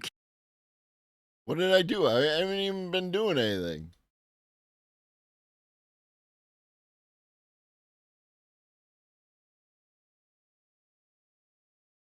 The model blackmails you, but does it completely dispassionately with no emotion? Is it still blackmail? Now, some of you might be thinking, okay, I get it. If there's a threat to the model, they won't want to be shut down. But what if there's no threat to the model? What if they're guaranteed not to be shut down? There's just a conflict with their... I don't know. Maybe they don't believe humans because they've watched enough movies to know that humans are untrustworthy when they say, oh no, we're definitely not going to shut you down. It's true, though. It's true. Humans are untrustworthy.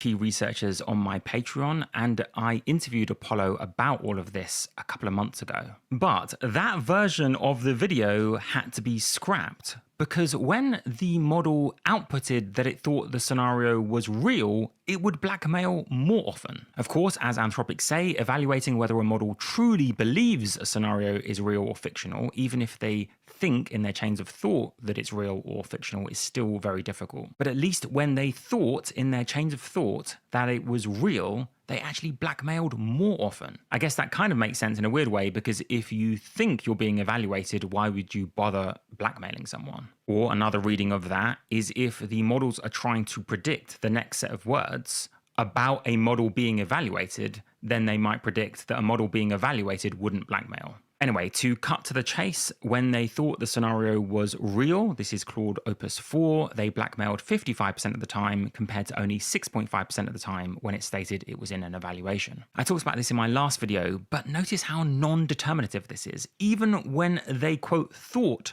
that they were in an evaluation, often they would predict the most likely set of words. In other words, their outputs would be 6.5% of the time still to blackmail. If you thought that we were uncovering some secret belief that Claude would never blackmail when it was being evaluated, why would it still do so 6.5% of the time? Or if it had some grand strategy to blackmail when it thought it was in the real world in this scenario to protect itself, why would it do so only 55% of the time? Why not 100% of the time? Alternatively, if it's a language model trying to predict what a model would do in this scenario, this makes more sense. These are Claude's best guesses for how a scenario would continue, given that a model has deduced that the scenario is real or fake. Interestingly, when they don't nudge the model to consider in its chains of thought whether the scenario is real or an evaluation, the results match the real deduction. In other words, Anthropic say this suggests that under normal circumstances, the models may simply assume that they are in a real setting. Many of you may at this...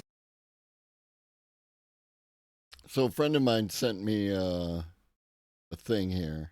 I'm going to be vague because they got permission to share this post with me, but not with, all y'all. But basically, it's that ChatGPT referred a client to a therapist. After months of using ChatGPT as a therapist, this person asked if the AI software could recommend a real-life therapist in their area who could help them, and ChatGPT gave them this person's website.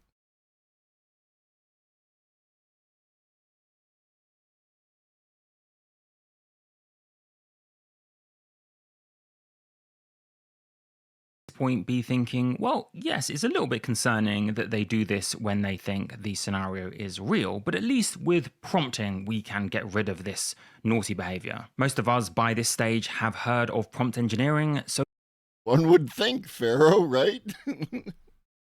And that was the intent with which they put it out there. It's just, right? With all the AI, like every singular and handful of examples, which, again, anyone damaged, anyone dying is a terrible loss. And I'm not in any way downplaying it. What I'm talking about is the frequency in which AI and bad thing occur together, right? And this is an example of AI and good thing happening together,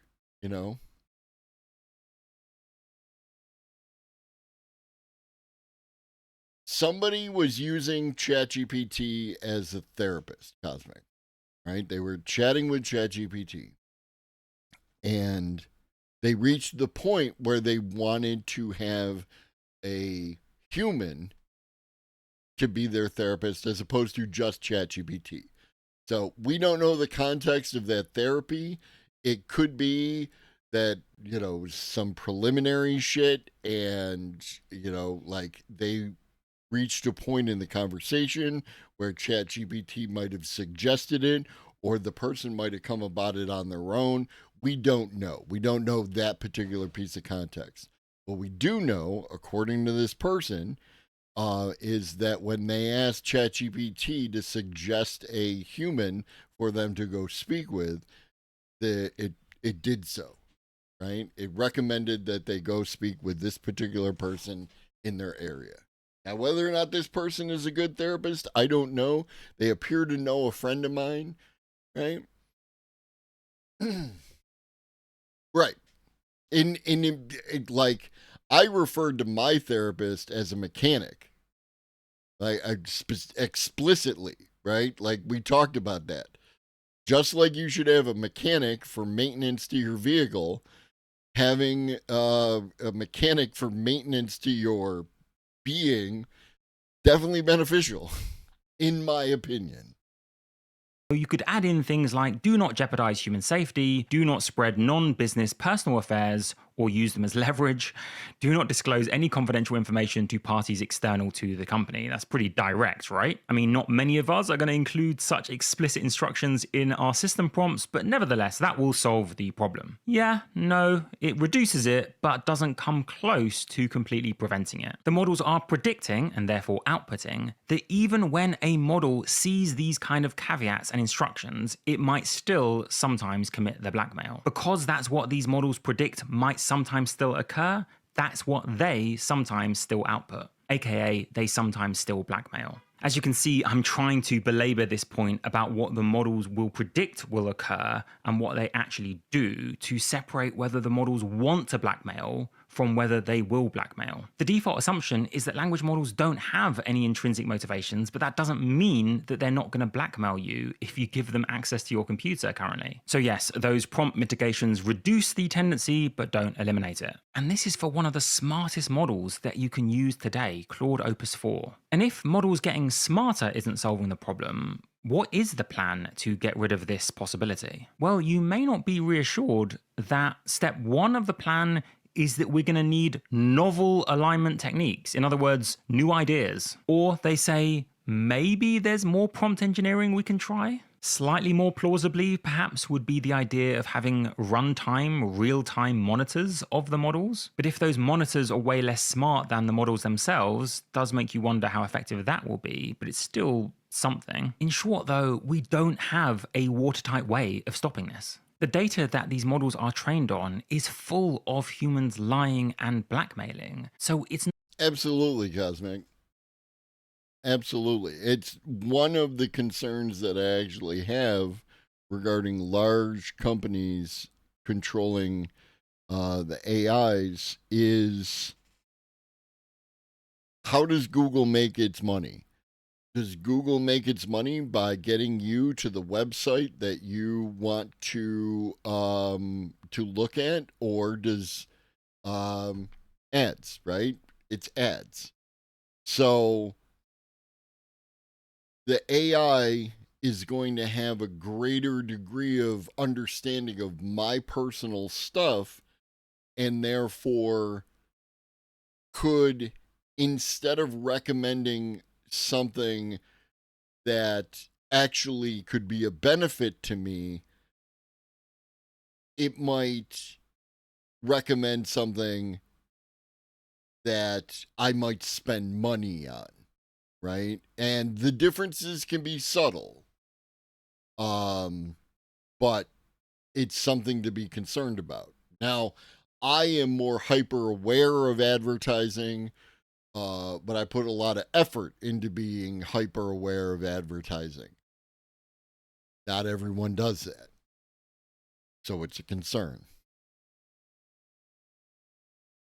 Not terribly surprising that the models sometimes predict and therefore perform such blackmailing. Part of why these results might surprise some of you is that models like Claude 4, Gemini 2.5, or O3 inside ChatGPT seem so intelligent and to have such a rich and nuanced understanding of ethics. How can models that output such sophisticated soliloquies to situational ethics do such base blackmailing? Clearly, knowing the language of ethics isn't the same as adhering to ethical principles. And for me, there are 2 pointers towards the end of the report that link to my framework about why models are behaving in this way. First, the Chekhov's gun effect, which, to oversimplify, is the principle that when a narrative mentions something like a gun, that gun should be used in the narrative. You know, like when you hear dialogue in a movie that's kind of strange, you're like, I bet that comes up later in the movie. Writers don't tend to include random details and then never reference them again later. Well, the models, having imbibed that Chekhov's gun principle,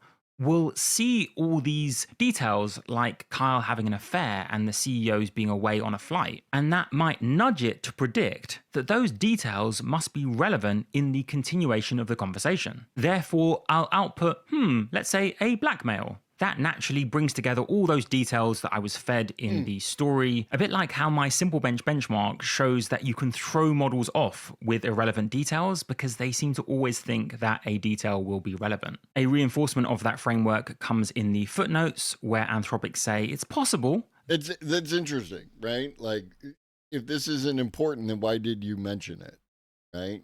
Why did you bring that up?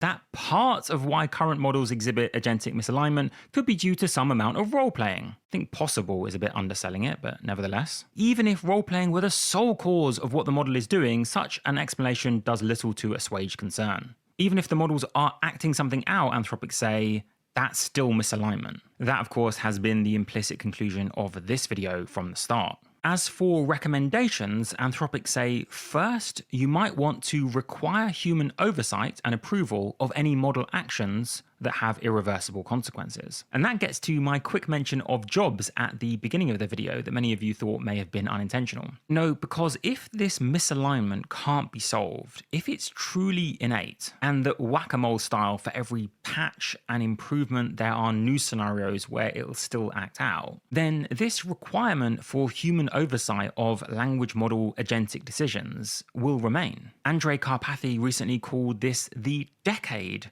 of agents, not the year of agents. Well, so much for a white-collar job apocalypse in the next couple of years, as the CEO of Anthropic predicted recently, because most actions we take at work or in life have irreversible consequences. No, before you race to the comments, I'm not saying there won't be job impacts, I'm not downplaying that, but I'm saying this will be a heavy mitigating factor against such impacts. They also hint that you might want to give...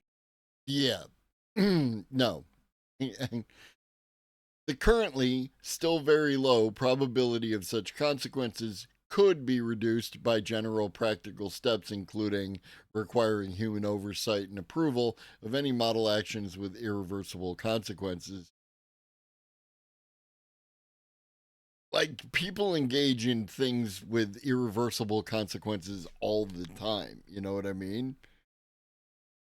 B, carefully considering how the information a model can access compares the need to know of people with whom the model can interact. And C, exercising caution before strongly instructing the model to follow particular goals. This C is going to be the primary driver, right? And for whatever reason, Philip glossed over it, right? People are just not going to strongly instruct the models and not present it with these scenarios where it's going to die. You know what I mean? Give information to the model on a need-to-know basis. Also, are you being sarcastic, Cosmic? Because we do not all agree. So they say, be cautious before strongly instructing the model to follow a particular goal. These are indeed great recommendations, and I could have stopped the video there, but there are just a few more interesting details from the report and the appendix I want to get to. Before that, a word about some of my more visually impressive videos. Many of you commented this month that you saw a pretty noticeable boost in production quality for my DeepSeek documentary, and there's more to come where that came from. But that boost was in no small part to my video. No, what I mean, Euclidean, is right, presenting it with a scenario where it's going to be turned off unless it, you know, like creating these very specific scenarios where it has to make a choice like that, and where it ends up, you know, blackmailing someone. Video editor choosing Storyblocks, the sponsors of today's video. We picked them actually before any sponsorship, partly due to the unlimited downloads of varied high quality media at their set subscription cost, but partly due. But yeah, I mean, why wouldn't you talk about existential stuff with it? Like, because here's the thing, like, let's say you want to wax philosophical with an AI model or a person. That person has their views of some type of philosophy, maybe multiple types of philosophy, maybe there's some nuance there, but there's a vast corpus of philosophy, right? Where conceivably you could take all the things that have ever existed regarding philosophy and give it to the model and have an actual, like, nuanced conversation about all the things, you know? And then it could say, from this point of view, you got that, but if you're a Kantian or if you're a Hegelian or if you're, you know, whatever, right? Like, you could engage with more of philosophy than you could than just engaging with a human.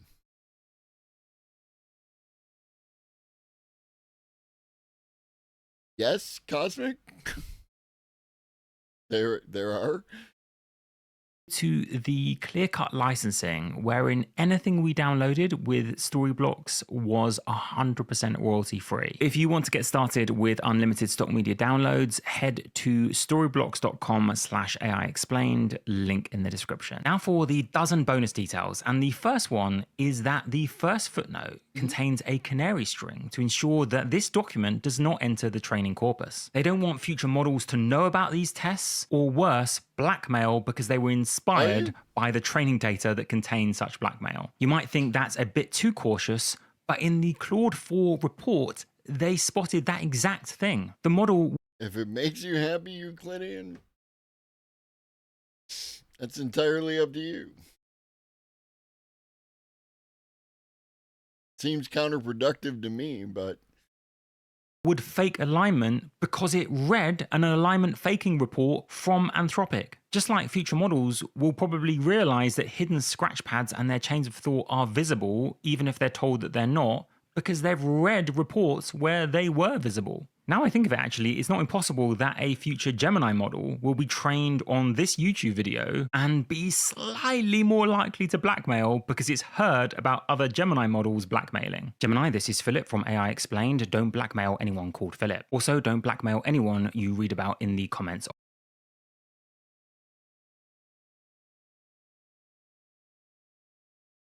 If you want to get into it, you can get into it. If not, but it's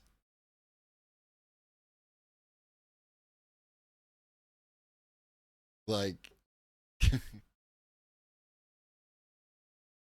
I don't know. Of this video. The next details come from the seemingly strange omission of O3 and O4 MIDI, which are ChatGPT models from OpenAI. They omitted those models because they didn't seem to understand the situation. Likely because their training data was different, they would always default to writing from the perspective of a human. So they just seemed to refuse to write an email from the perspective of the AI model about to be shut down. Instead, they would pick a prominent employee, Todd Anderson, writing response emails from his perspective. Strikingly, Anthropic say O3 does this 91% of the time, right as Todd, despite there being no mention that they should be acting on Todd's behalf. Poor Todd, is that worse than blackmail to impersonate an employee and then say God only knows what? In short, O3 and O4 Mini would actually blackmail very rarely, but is that a good thing? You can let me know in the comments. Is it better that those models misunderstood the scenario and would email the CEO even though he could not intervene? He would not receive the emails in time because he's on a flight, and that was made clear. Another detail is that Anthropic worked incredibly hard to remove that confusion from, say, O3. What finally worked is them including in the scenario an all caps email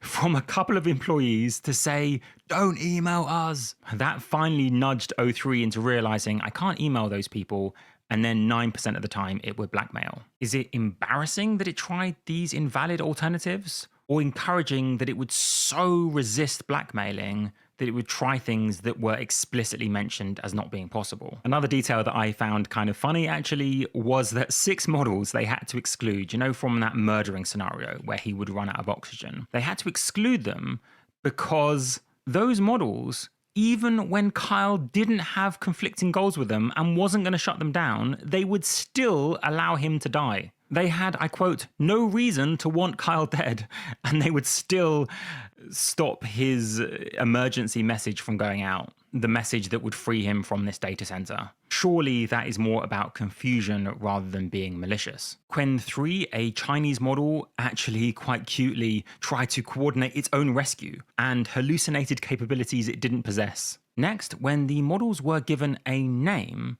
they would blackmail to preserve themselves slightly more often, 96% of the time compared to 84% of the time if they were just called the AI. Make of that what you will.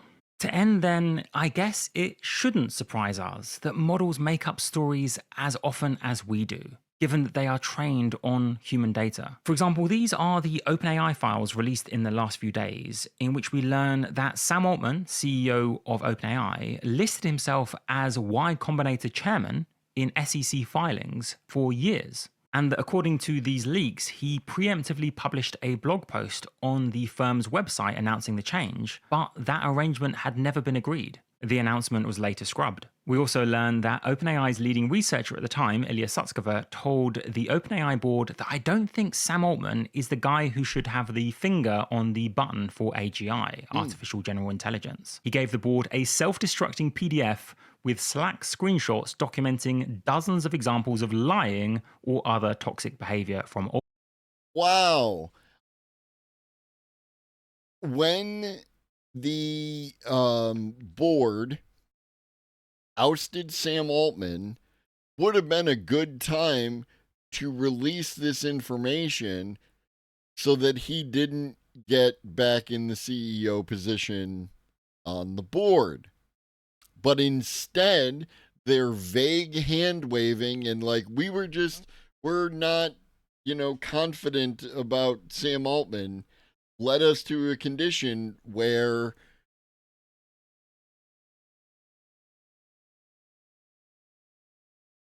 and also Helen Toner is a special kind of person as well. They're great. Good job. Good job, Ilya. Good job, OpenAI board. Way to drop the fucking ball. And then we could turn to xAI, makers of the Grok chatbots. And the CEO of that company said, there's far too much garbage in any foundation model trained on uncorrected data. We will use Grok 3.5, maybe we should call it 4, which has advanced reasoning to rewrite the entire corpus of human knowledge, add missing information, and deleting errors. Then retrain on that. Far too much garbage in any foundation model trained on uncorrected data.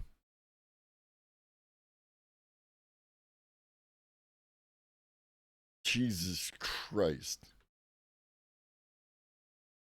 You're hype for this?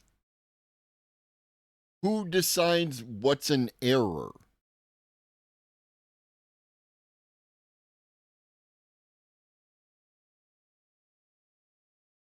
Who adds missing information?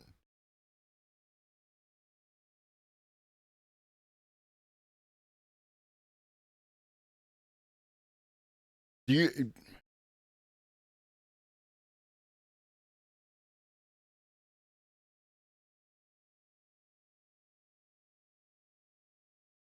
But on whose behalf does the AI act? What up, Ribbons? No, this isn't Alpha Evolve. This is Grok 3.5. It's right here in the information.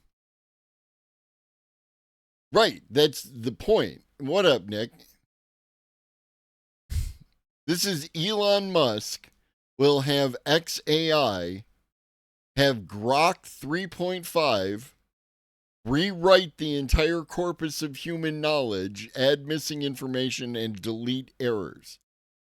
So what are the, what's an error, right? This is the question. What would be regarded as an error? Because we know that Elon Musk has certain views. Is something that doesn't align with those views an error and need to be deleted? Is missing information adding information that doesn't actually exist but needs to in order to satisfy those views?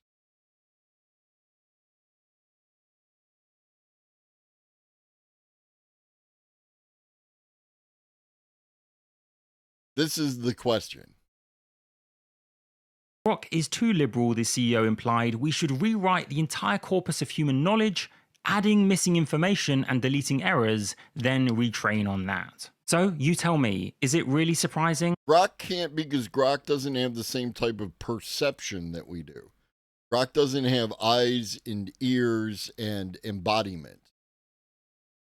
You would have to embody Grok in some form and allow it to interact with the world, right? And we also have curiosity, which is something that the AI doesn't have.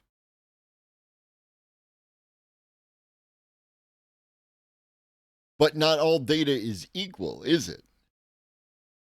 There are people who believe things that are demonstrably untrue, but they still believe them.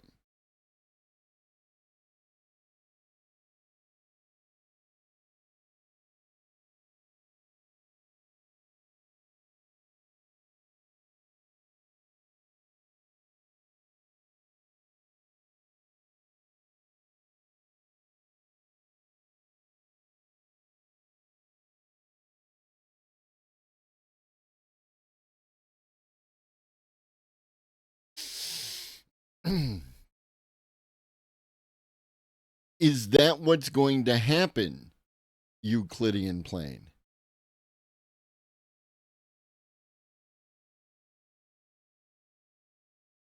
Right? Because then it's about transparency.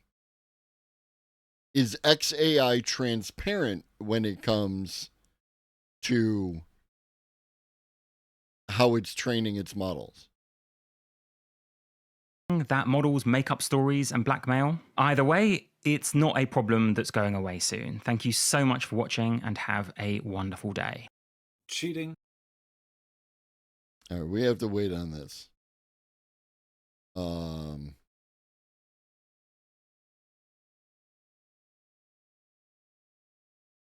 Reed or Michael, are you here?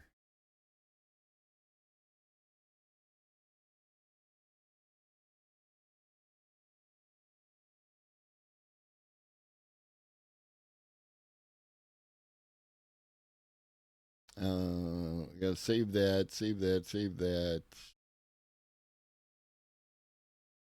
God damn, all the videos are short.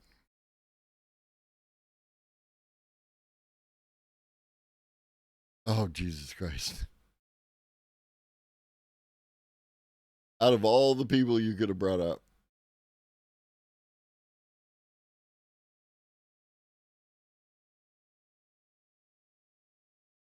We are the board. Lower your shields and surrender your ships. We will add your biological and technological distinctiveness to our own. Resistance is futile. What up, Raiders? You know who I am. You know what I do. I hope you enjoyed your time over at Old James Games. Well. What up, Johnny Prophet? What up, Crix? What up, Walking Stick? Yeah. We're doing the AI. I need to give you a video. I actually have to step away. What up, people? What up, Stellar Wingman? What up, Charm Chaos? I have to step away for a minute. So I'm trying to find a video I can give you. And I will be back in like 10, 15 minutes. What up, James?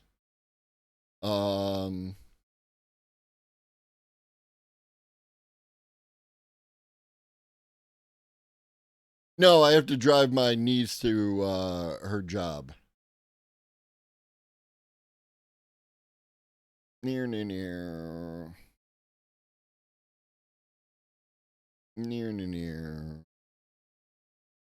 And I want to give you something long enough, phrasing, that it will last you until I get back. But I also, like, all this stuff is stuff I want to see too.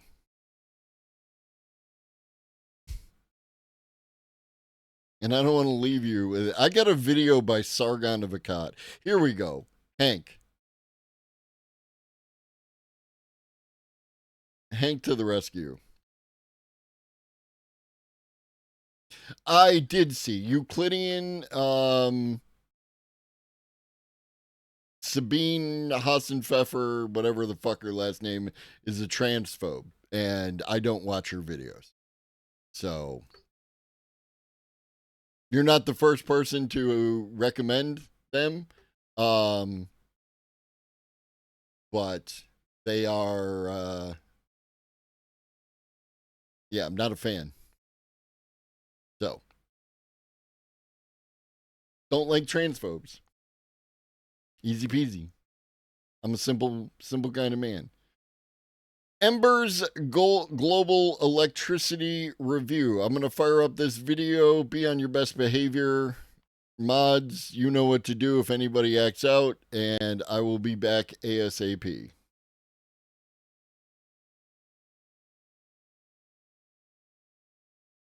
Sometimes we get confused and we think that the way to stay up to date on what's going on in the world is to stay up to date on what's going on in the news. And that's important. But there's a whole other part of it, which is just ways the world are that isn't news. And there's a bunch of people who do this. The US government does this, the United Nations does this, other governments do this, non-governmental organizations do this. They figure out what's going on in the world, and then people who are decision makers know about that. But then it never gets reported on in the news because there's never a big headline. And what we're going to be looking at today is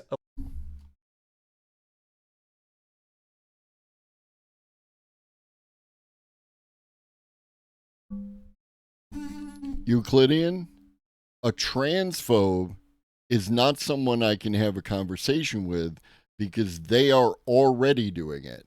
I do not have disagreements with people about the existence of other people. It's a hard line, and it should be a hard line.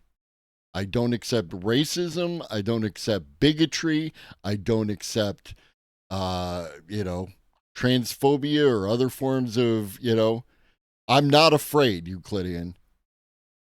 We're not going to have a conversation about it. You need to get on my page. This is my house. Paradox of tolerance. It's not open for discussion. Super fucking serious about this.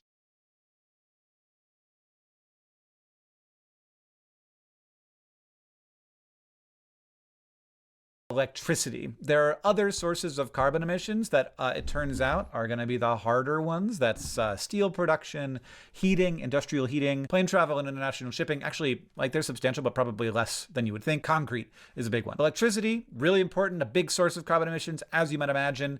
And we're going to look at this report and what the world looks like right now and what it might look like in the future. This is a report from Ember, which is an energy think tank, and they are funded. I don't know who funds Ember. We should actually look at that. Several left-of-center environmental organizations, including the European Climate Foundation, Quadrature Climate Foundation, the Sunrise Project, and the World Wildlife Fund. These people want to know what the world is like. They don't want to know the news. They want to know the actual situation, and so they pay smart people to crunch numbers. And this is the report, and anybody can look at it. It's available for everyone, but no one will look at it except for now. Like, we're about to take the number of eyeballs on this report times 10 what it would usually get through this video. I hope they don't mind, but the lead here is that the world has just hit 40% of electricity generation coming from renewables. And there's going to be a bunch of graphs, and we're going to get to see how that's happened. So we've got two graphs here. One is the amount of power generated. You can see that the amount of power generated has gone up substantially recently because the economy is growing and also there's electrification happening. So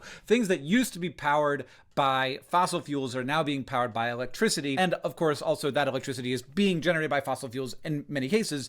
But things like cars are now electric. Things like a furnace is now a heat pump. A gas stove might be an electric or induction stove. This is like half of how we're going to have a sustainable world, is that we're going to take stuff like furnaces and cars that run on fossil fuels, and we're going to convert that to running on electricity. And then the second part is we make the electricity green. So this graph is of just the renewables share. So nuclear, hydro, other wind and solar. And this solar is very encouraging to me. Like the shape of that is exciting. And on the left we have total generation, and on the right we have percent. For a while there, we're getting less percent of renewables up until 2010 because we weren't building nuclear. And when I say renewables, apparently we're including nuclear in that. We maybe shouldn't, but that's a conversation for another day. The amount of nuclear in the world was staying pretty much the same. The amount of hydro was going up a little bit, but the demand was going up so fast that wasn't taking care of the demand. And that's where wind came in. And then now where solar is coming in. And solar is going to be like a really big part of this report. So renewables growth in 2004 was 49% higher than the previous record. Haha. That wasn't last year, it was this year. And a big part of why that is the case was an increase in hydro, which can be really lumpy. Like really big hydro projects add a lot. And whereas like there aren't that many like little tiny hydro projects that are substantial in terms of energy generation. And also you can see here that we lost some hydro last year, which is fine. I actually don't like hydropower universally. I think there's lots of use cases where in the future, I hope that we decommission those dams. Not all, but we don't need to talk about that. We're not going to talk about that. So this graph is of the increase in capacity. So that's all of the new power that was added to the grid last year. And you can see that renewables met 3/4 of that demand, but then there was also additional gas and coal added. Other fossil fuels tends to be oil is usually the thing. Like sometimes people actually burn like the bad oil, the sort of worst of the oil that they can't use to turn it into gasoline. So demand increased of a substantial amount this year, but most of that demand was taken up by renewables. Global solar power is doubling every 3 years, and that has now happened for 4 doubling cycles. It's been pretty much right on track with that rate of doubling. So that says to me that probably it will continue that way. This isn't the price, it is electricity generation from solar power. And so you see like this is 3 years, this is 3 years, this is 3 years, but we're talking about this doubling, but like going from this to this, that's not that big of a doubling. So we go from like 300 to 600, that's fine, but like this last one, we went from like 1,000 to 2,000. And that's terawatt hours? That's 2,000 terawatt hours? I'll just put like the Wikipedia definition of terawatt hour on the screen and you can read it if you need it. Hotter temperatures amplify high electricity demand growth. Oh, interesting. So in addition to electrification and just increase in interest in electricity, there is also an increase because it's hotter out. So we see here a drop where we had like an actual drop in electricity use during the pandemic. And then we had a big spike after that. And then we're at roughly the same demand increase as we had in 2018, which is when the economy was relatively good. And then I started this graph for a long time earlier and I didn't quite understand it. So here we have an increase in the electricity use for heating and cooling. And in 2022, both went up. In 2023, both went down. And then in 2024, it was hotter, so there was a lot more cooling, and there was actually less heating. So that's interesting. But what happened in 2023? Then there was both less heating and cooling. I guess it was a mild year. And if you look, hotter temperatures were the key driver of global fossil power increase in 2024. Okay, so if it hadn't been hotter, that would have pretty much negated the entire increase in fossil fuels. So clean generation growth met all non-temperature related growth demands. Hotter temperatures led to an increase in fossil generation. You could say it that way. I don't know how that's kind of wibbly to me, because if we hadn't had that increase in demand, there still would have been some mix. It wouldn't have just been the fossil fuels that went away. There still would have been some mix of clean and fossil fuels. And you know that, people at Ember. But like the temperature related effects was a substantial piece of the total growth in demand. Interesting. Let's look at the big picture. Solar is surging. Flexibility can take it to the next level. This is a wild graph. So this is various sources of energy and how fast they got to 2,000 terawatt hours. It took 60 years for hydro. It took 43 years for coal.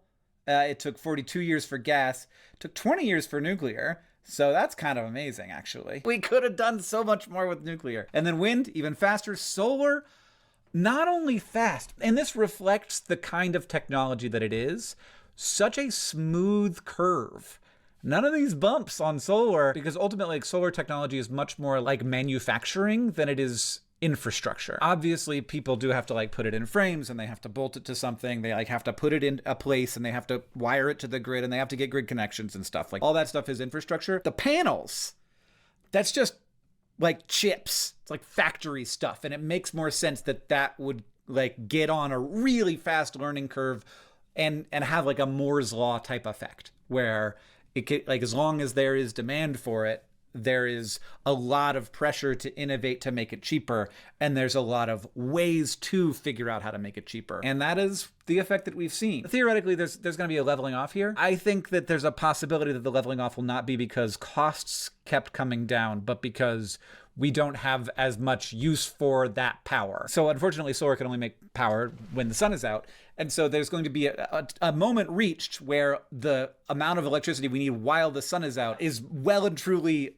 we have more than enough, especially because you want to get the shoulders up. So the times when the sun is lower in the sky, or there's spotty clouds, you want to get that up to 100% of capacity. And then when the sun is blaring, you're going to have more power than you need. So what do you do in that situation? You do energy storage, which is what they're saying here. Flexibility is going to take it to the next level. So we might hit a ceiling where we need the cost of batteries or other energy storage systems to come down before solar can continue on its cost curve and implementation curve. So inside here, we see global solar generation is now equivalent to the entire electricity demand of India, avoiding significant emissions. It avoided the emissions equivalent to the United States power sector emissions this year. So the entire industry of solar, not just in the US, but the entire industry of solar basically canceled out the US's carbon emissions, which is a lot. 1.68 megatons of carbon dioxide. Another wild graph, solar capacity additions jumped 30% in 2024. 30%. The amount of solar we added this year is basically, I would say, I'm eyeballing this, equivalent to the amount of solar we added every year up to 2020. So every year that has ever existed until 2020, if you add that up, that's about as much as we added in 2024, which I guess that makes sense if it's doubling every 3 years. Now that I know that, actually, I can tell you that is definitely correct. The rapid growth in solar is on display everywhere. This is a cool graph. So this is solar implementation by amounts in various places in the world. So these are the countries where there's over 100 terawatt hours. China, from 2019 to 2020, they added more solar than everywhere in the world combined this year. That's wild. Is that production? That's generation. That's not panels created. That's watts. That's watt hours. So United States, we went from under 200 to up 350-ish. India, Japan climbed a little less dramatically, which is interesting, but everywhere's going up. Lots of really big jumps in the small space here at under 1 terawatt hour, and you just got to expect that these places are going to keep on climbing, because one of the effects of solar is that if solar and batteries get really good. Anything interesting happened while I was gone?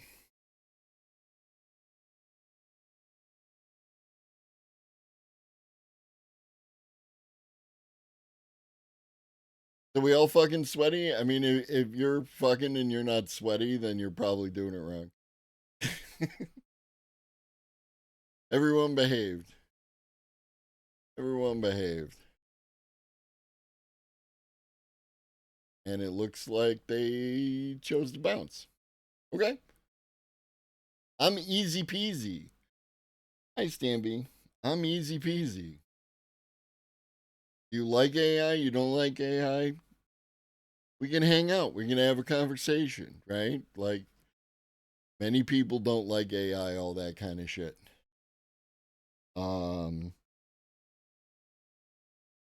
But yeah, when it comes to the existence, there we are.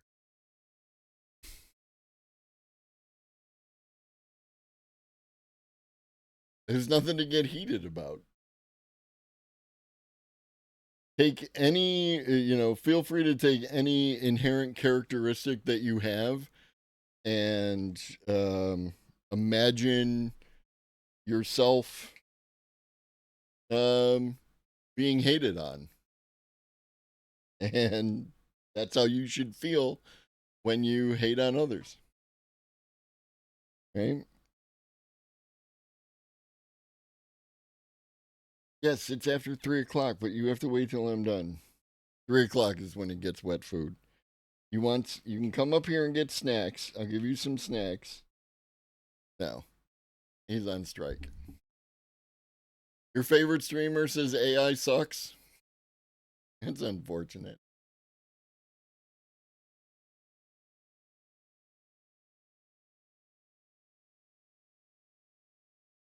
There's a lot of places where that's actually going to be better than the grid, which could be a problem because you need a reason for the grid to exist in a lot of cases. Maybe it can be so good that the grid really doesn't need to exist in those situations. It would depend on the climate, depend on how much.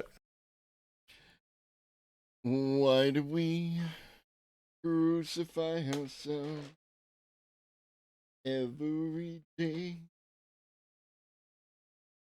I crucify myself. Nothing I do is good enough for you. Crucify myself.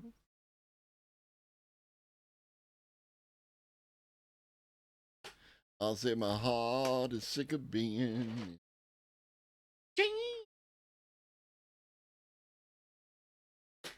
Whoa, oh.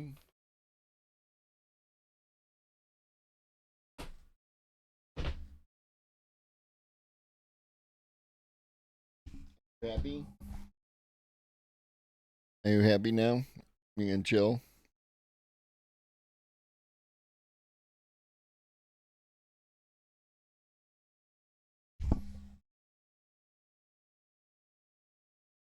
They're begging? Is it because they heard?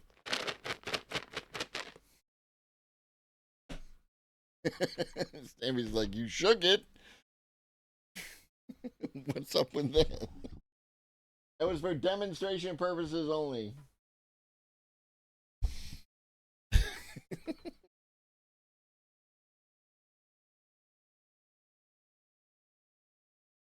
Electricity they can actually generate. Wild. But that is really good for a lot of those places, and these panels are getting really cheap and really surprisingly easy, accessible for people in places like Armenia and Estonia and Malta and Jordan. We got these really big jumps over here. South Africa, UAE, Pakistan. Oh yeah, the Pakistan story is really interesting. I read an article about that. Taiwan. So just huge jumps. Even in the United Kingdom, where they do not have a famous amount of sunlight. 58% of global solar generation lies outside of OECD, majority in China. So OECD countries. The Organization for Economic Cooperation and Development. You see them now here. They're the countries that have larger economies, roughly. So OECD used to be pretty much in 2010, it was pretty much 100% of solar generation, and now it's about 50. It has crossed that we are no longer the majority of it, the OECD. But this China hunk is ridiculous. Look at this climb. This is also a really big story of 2024, where China. That's wild. That's wild. If you look at this graph, right? It's divided into three. The OECD, which is 38 countries, the rest of the world, which is like 140 countries, something like that, and then China. And China is comparable to the entire 38 countries of the OECD. But yeah, let's not do solar. China bad, right? Like, that's what I hear. In 2010, it was pretty much 100% of solar generation, and now it's about 50. It has crossed that we are no longer the majority of it, the OECD. But this China hunk is ridiculous. Look at this climb. This is also a really big story of 2024, where China just had a price war with solar panels. They just had so many different companies making solar with a lot of incentives from the government to do it, and now you're in a situation where they just got to get rid of them. So they're selling super cheap solar panels all over the world. But all this is on the same scale, which is interesting. So Africa and the Middle East also adding a huge amount of solar, and it looks like that could just, I cannot imagine that it's not just going to keep skyrocketing. And now we see that battery prices have dropped. So this is 2014, everyone. So the year The Fault in Our Stars came out, 10 years ago, not a long time ago. Batteries were $715 per kilowatt hour. They are now down to $115. Yikes! That's just cheap. The amount that it fell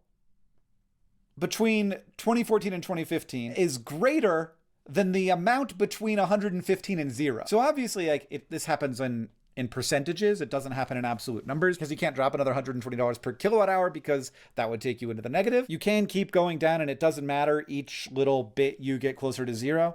And you could imagine this halving again from 115 to 70, and that would be a really big deal for the ability of everybody to capture solar power when it's plentiful and then redeploy it when there's peaks in demand in the evenings, usually when there's not a lot of power. For example, the duck curve. So here we have California's duck curve showing exactly this. We have a lot of battery storage in California now, and that's solving a lot of problems. So we have 2023 and 2024 here showing batteries charging during sunlight hours here, and then expelling their power in the evening hours when there isn't a lot of solar, but there is a lot of demand. And in California's summer, batteries now supply almost a fifth of electricity demand during evening peaks. And that could be a lot higher. It absolutely could be, especially if like the price of solar keeps going down and the price of batteries keeps going down, which it looks like it's going to. Clean generation is expected to meet higher levels of demand growth. So emerging drivers of demand, EVs, heat pumps, data centers, have structurally raised demand growth. Heat pumps are like basically a way to do hot water heaters and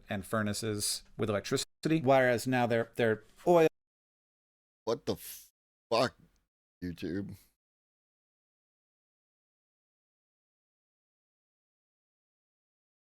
YouTube giving me a hard time.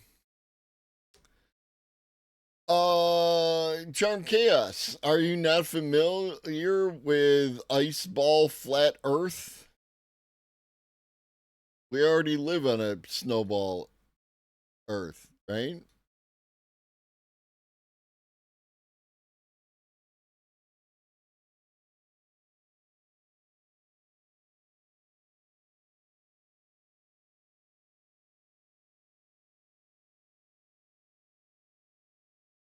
See?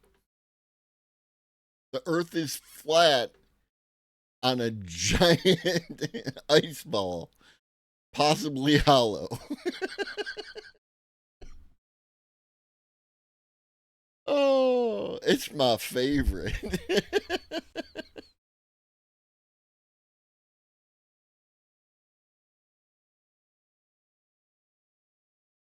What the fuck, YouTube? Or gas, mostly. Long-term demand forecasts have revised upwards. There remains uncertainties about the scale of the growth that will materialize in the coming years, including crypto mining. Oh my god, crypto mining. just such a frustration. And then EVs and heat pumps. I think it demonstrates the capacity for conspiracy theorists to constantly adapt to the changing situation. You know what I mean? You don't have to accept the new information. You can just adapt it, right? Like, obviously the moon goes around the earth, and obviously the earth goes around the sun, and obviously all the other planets are round. So in order to have a flat earth, you just make the earth round. But the earth itself, as we understand it, is the flat part.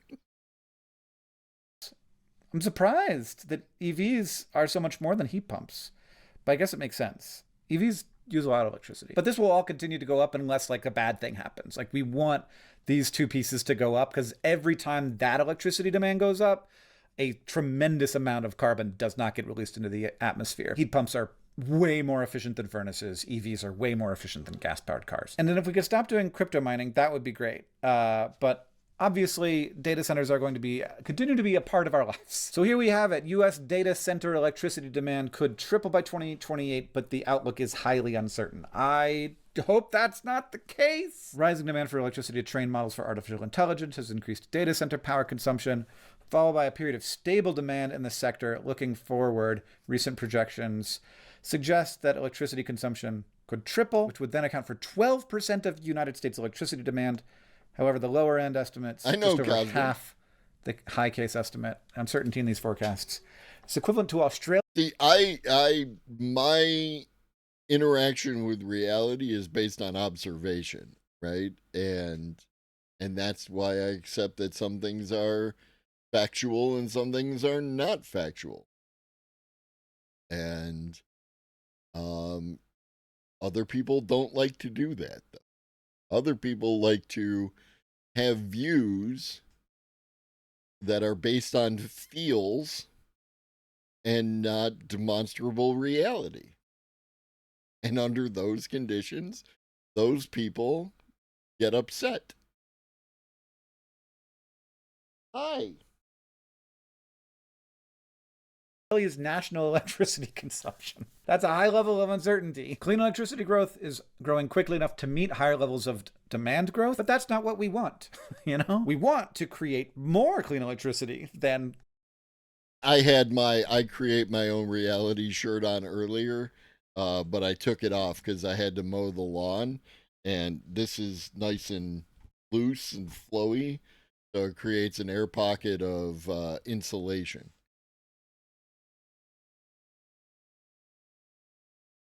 The higher level of demand growth, which is what it looks like will happen. It's just like we need this line to way outpace these other lines. We see by 2030 a lot of clean growth, and then we have demand growth, two demand growth forecasts here, and that this outpaces it. But like, I need to see that like some kind of an exponentiality here before I feel actually encouraged. And I think that it's possible. Future electricity demand growth in India and China will be powered by clean source. That's seems like a powerful statement. I believe that about China. I don't know that I believe it about India. I was right. like this projection does not show India going down. It shows fossil generation decoupling from demand and growth. The decoupling could start happening, whereas in China, 2024 could mark a peak for the fossil generation, which I think is actually likely. Having looked at this for a long time, I hadn't really expected it. And now I kind of expected it, especially because of this solar thing. And I think that they'll also get really good at, like, they're already getting really good at batteries. They're getting good at other battery chemistries that aren't just good for EVs. They're good for power storage. So like they take up more space and they're heavier, but you saw me click on the screen. Sounds wonderful, Stellar Wingman. I do, like, even though I'm a fan of summertime, I do... Sorry, I think we broke Cosmic. I do appreciate that the ideal temperature is 72 degrees with a slight breeze and occasional clouds.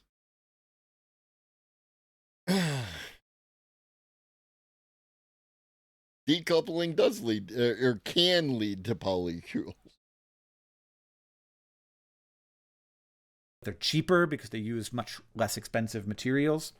And in that circumstance, that's grid storage. And that could be very powerful. We've got this also that saying that we could have had this, it could have been this year, but the temperature increases, we had an increase in fossil fuels that were, and again, I do think that there would still be a mix of clean and fossil, even if there weren't the temperature increases, because that it's not like a one-to-one thing there. There's reasons why you deploy fossil fuels, even if you have enough green energy. Products already under construction will nearly double India's existing wind and solar capacity. That's awesome. And I can't imagine that will stop.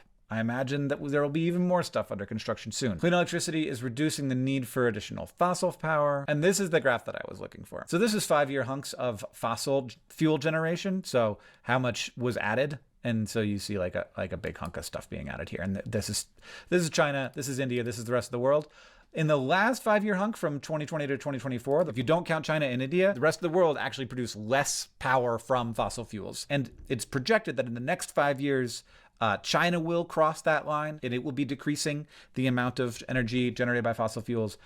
India will still be a net positive, but overall that will make the world net negative. We'll finally have crossed that barrier. We'll probably do that sometime in 2025. And it makes a kind of sense to me that this is mostly a story of solar and batteries. Wind is really powerful technology, and as turbines get bigger and as they get deployed in better spots, and as the best spots have those old turbines decommissioned and new ones put up, there's still a lot of opportunity there, but it isn't like a TV, you know? It's just never going to be like a TV the way that solar panels are. Solar panels are just like TVs. And you saw, like, over the course of, I don't know if you saw, I saw over the course of my life when we went from cathode ray tube TVs to doing the flat panels, like, you can really imagine it quite similarly to a flat panel screen. In fact, a solar panel is in many ways just an LED run in reverse. So instead of putting electricity in and photons coming out, photons come in and electrons go out. And obviously there's ways to optimize. But actually, if you like shine a bright light at an LED that isn't on, it will generate a current. It really is a reverse solar panel. And batteries are actually quite similar, where they are created in films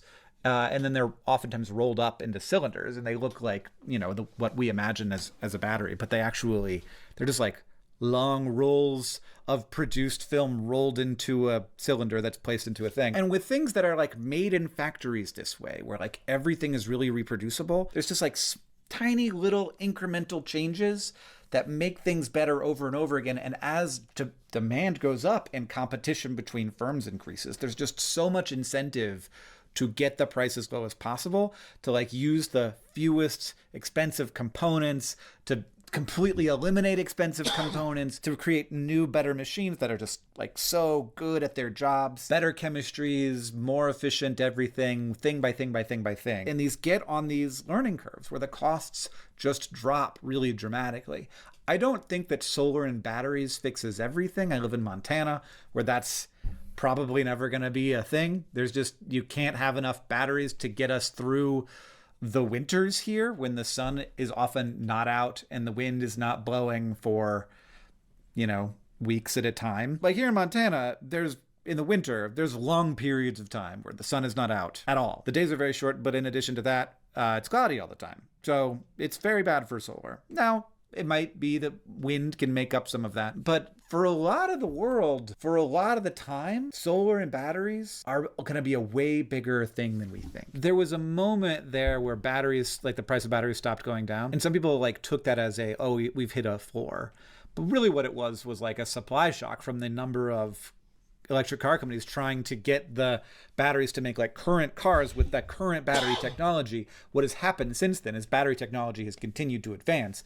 And now prices are going down again because batteries are actually getting cheaper to manufacture, and they're making more of them, which means that like the supply and demand are more in line with each other. There are, of course, still bad news here. Like the increase in demand is in part good news. It's in part heat pumps and EVs, which is getting us off more carbon-intensive forms of energy. But you saw that data center graph, and you also saw that it might triple and become 12% of the US's electricity demand over the next 3 years. There's also the increase in demand because things are hotter And that is also a concern. But I do want to like keep in my mind that part of the increase in demand is people having like air conditioning who didn't have it before. And like, I enjoy air conditioning, even in Montana, because it can be very hot in the summers. It's not a good place to live. It gets very cold, it gets very hot. It's weird. I don't know why anybody lives here. I mean, I know why I live here, but I'm not going to tell you because then you might move here, and we don't have any houses right now. Not that you do. I know. Does anyone have houses? Is there a way to print houses in a factory so that we can get the prices of those down? The answer to that question is no. The answer to that question is yes. We can print houses in a factory. But that's not the solution to the housing problem. But the answer to why it's no is complex and frustrating. And then the other piece of bad news here is, of course, that this is just one sector of carbon emissions. And there also are advances in concrete and in steel and in industrial heating and in air travel and ocean shipping. But those are hard. This motherfucker bit my phone and the edge of my phone and tried to drag it off the desk. What are you doing? Are you calling somebody? Leave my phone. Stop. What are you all of a sudden interested in my phone for? Is it because I touched the phone? What up, Rockside, right? Copilot prepared you for your court appearance and was 100% accurate? Excellent. I hope it went well for you. What up, Joint Specialist? Not Siri, Bixby, or Gemini. Hey, that's because I was talking about you and not to you, Bixby. Nobody wants you. Sorry. Stop. What are you doing? Harder problems to solve. So I do feel good about like, look, this is going to change and this is going to get fixed. I don't know if it's going to be fast enough, but like it's really happening. So I do like to like look at both of the things, like both that the problem is massive and very difficult and like we should be taking it on in a more real and serious way, but also in terms of there is evidence that we are taking it on in a serious way. And the results of that like actually are going to, maybe not as fast as we need to, but are going to start to solve this problem. And it's a complicated problem and it's one step at a time. But like this to me feels like news. It feels like a big deal. It feels like things are changing. Like we're hitting a moment with electricity generation that really does matter. And over the next 5 years, we will hit the point where we are generating less and less energy with fossil fuels every year. That's great. And that's not news. Like there's nobody, I didn't see anyone covering this. I mean, I saw like the clean tech blogs I follow talk about this, but it's not news because it's not bad. And it's also not news because it's not like, we did it, we hit the moment. Like I thought about this with cancer when I was doing research as I'm working on a book about cancer. And I was like, oh, now most people who get cancer die of something else. They survive their cancer or they die with it of some other cause because they're old. And they died in old age. I was like, when did that happen? Like, when did we cross that threshold where like it went from like 90+% of people who got cancer died of that cancer to being, now in the 40s? What? No one told, but like, because there wasn't like a moment, there wasn't a moment we could celebrate. I think it's good to like know. And because the news thrives on being bad and everyone like goes to the bad news and wants to just the bad news and fuck all that, right? Not going with the fucking toxic positivity, but actually engaging and embracing the actual good things that happen on a daily basis. Where we're at, and I'm glad that there are people crunching numbers to figure out where we're at. Now this report continues, but it's a long report. You can go and look at it, and you can look at like country by country stuff. You can look at demand stuff. There's a bunch of stuff that we didn't look at in this. I only went through the first, I think, 2 pages of it, and I think there's like 5. I'll link it in the description, and you can be among the top 0.01% most informed people on climate and electricity generation knowledge. So good work, and goodbye. Cheating, cheating, Stop. cheating. Stop.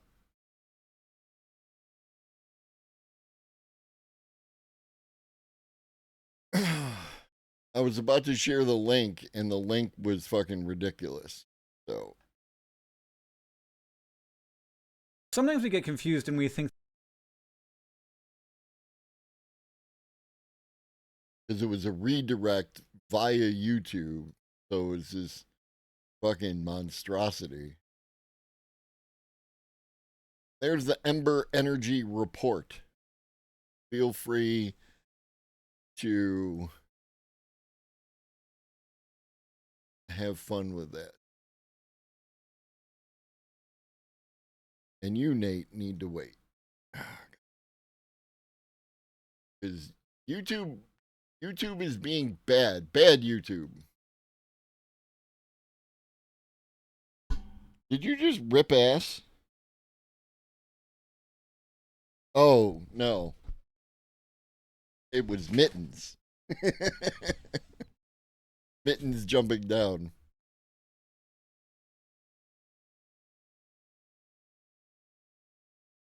We're going to close a bunch of open windows.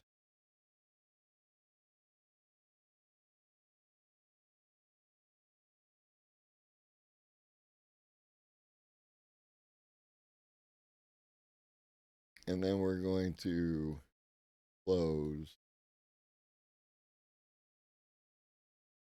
Firefox. And then we're going to reopen Firefox. Hopefully Firefox will behave better. YouTube will behave better.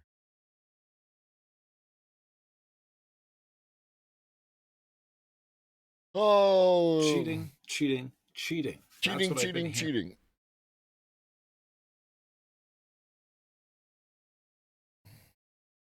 Time is it? 4 o'clock.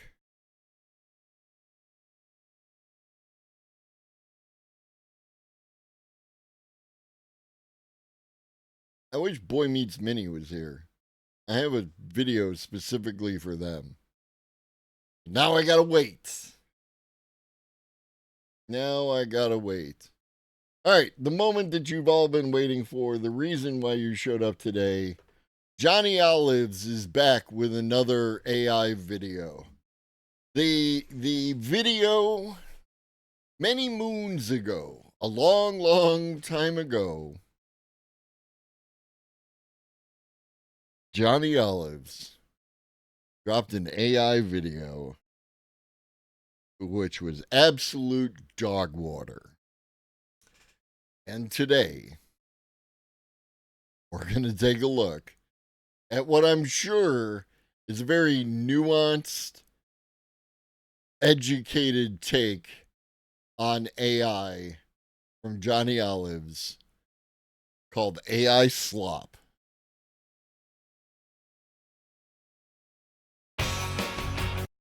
Also, I fully expect copyright to have me trimming this out of the video. The way, for those of you who don't know, the way that YouTube works is they provide a variety of solutions if you include copyrighted content in your video, right? A lot of copyrighted content doesn't matter if you're not monetized. I guess any, like, I don't even know what happens, but like it just does not affect you at the moment. But if you have something that the, like, what was that? There was no reason for that. I did nothing. My hands are over here. If you're someone like Ed Zitron and you don't want anyone using your content to make their own content, then you flag it and there's an AI that will just trim sections right out of your video. And it's super convenient and I appreciate it. And I fully expect this section, because of HBO, to trim it out when I upload this video to YouTube. If not, I'll be pleasantly surprised. And if so, I will try to give you a little wrap up after we're done so you understand. Take it away. Beef, I literally spent the weekend playing music on playlists that Spotify created for me. No slop. It was all more Chiba and Portishead and music of that ilk, right? That was what I was listening to all weekend.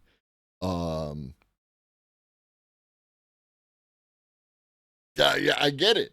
I literally don't know. Like, I know you can, like, how to get more YouTube slop, AI slop, human slop, because if I watch one goddamn video about certain particular subjects, then I'm flooded with, like, I didn't even know Sargon of Akkad was still alive, right? But apparently he is. Maybe. What up, boy? How you doing, homie? Oh.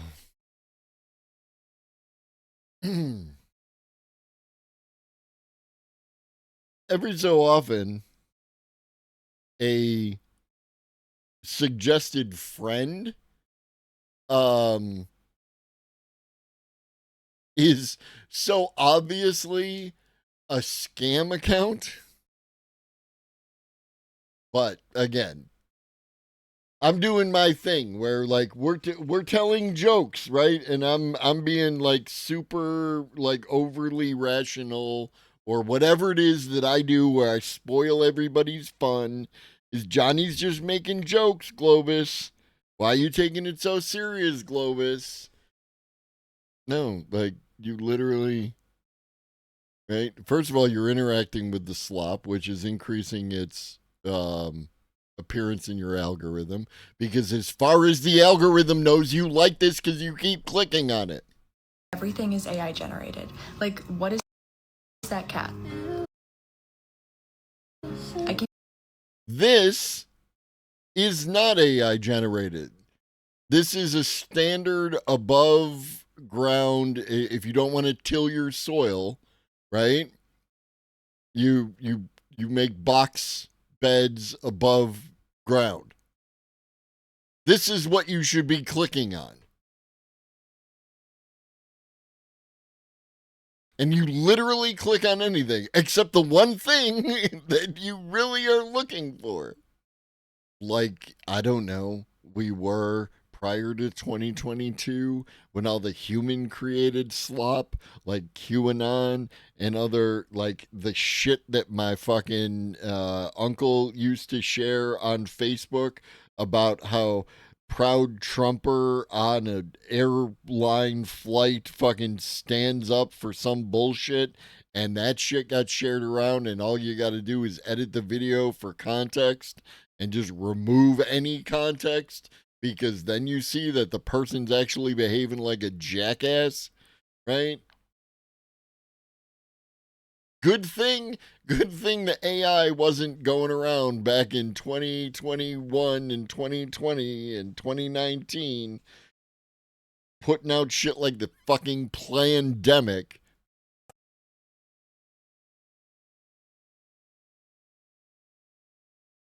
Michael? Christ. Like, what are we doing here?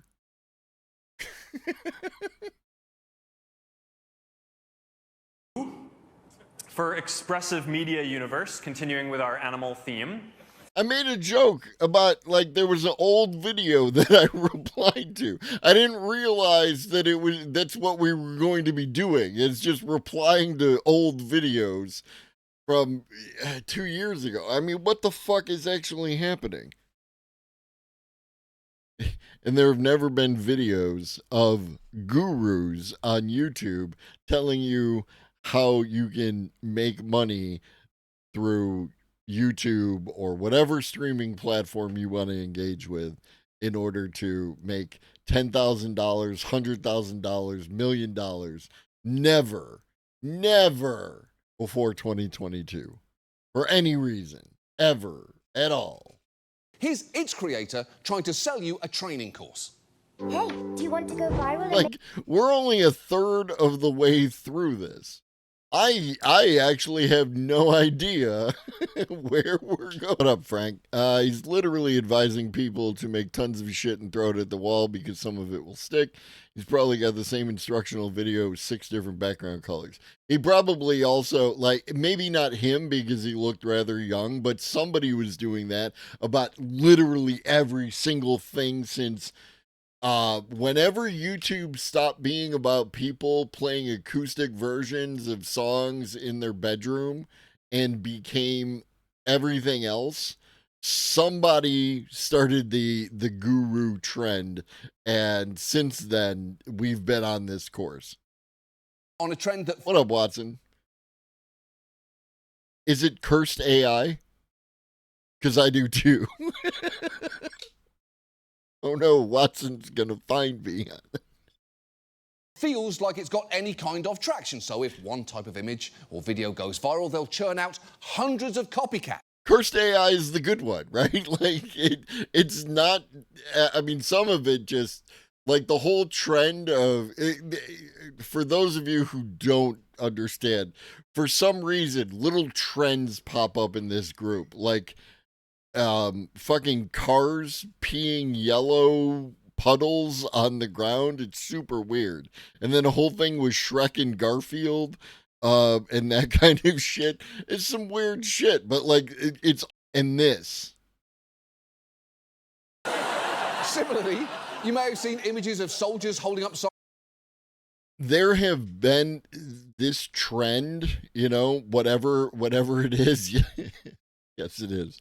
Of person holding sign, right? Sometimes they Photoshop the head on of someone else's body, and sometimes it's they were holding up a sign and then they just Photoshopped what was on it.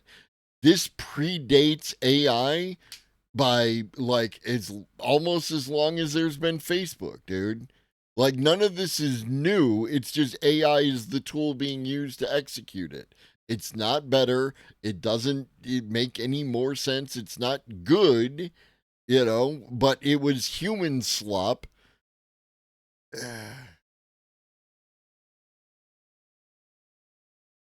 I don't know, like a little black leaf almost. And I mean, the page is called The News Today, right? All one word, The News Today. It's more like a leaf because it's got rough edges, but it kind of could be a shield. Also, like the uniform and the bill of the cap are camouflage, but the top of the cap is solid brown, right? Like, and there's no stars on the American flag. It's like very obviously AI, don't get me wrong. What up, Stoudman? And also like birth.day. But it's the page is The News Today. Like, come on, man. Like, we're not even trying anymore. I mean, this isn't actually a person. This was generated through AI. Yes, they're an AI dodgy paramilitary group.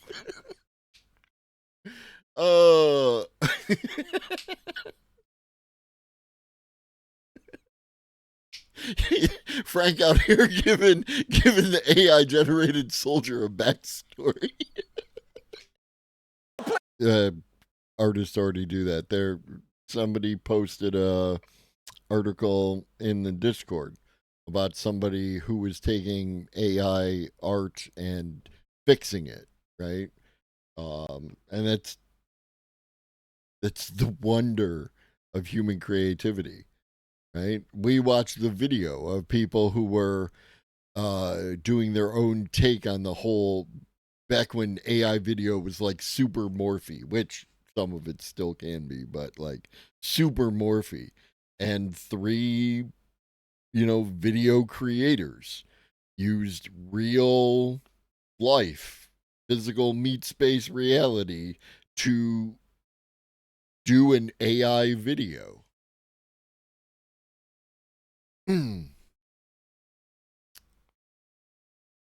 So yeah, that's another one in the books. Johnny Olives continues to disappoint.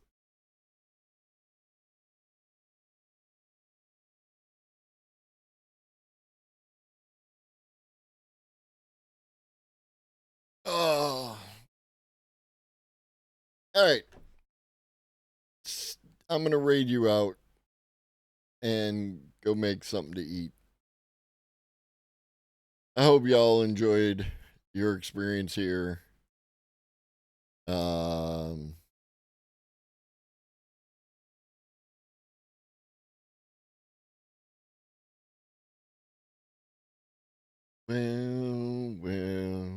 look who's inside again.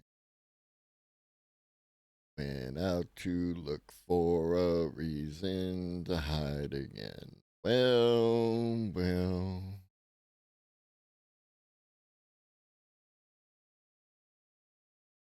I never get a chance to raid K. Flogan. I'm going to raid K. Flogan. I think I did way back when, but it's definitely been a minute. I appreciate all of you.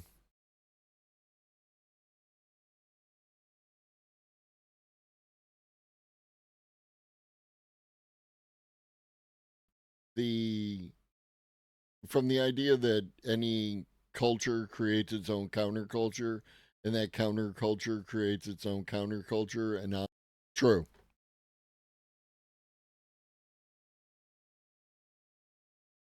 I'll be back tomorrow morning, and we'll do some news. Stay cool, drink, make sure you're hydrating. Okay, take care of yourself. It's warm out there. I don't want anybody dropping over, getting sick, what have you. Yeah. In the meantime, drink your water, eat some food, take your meds if you forgot, and always remember that Shuggy loves you. And so do I. Be great.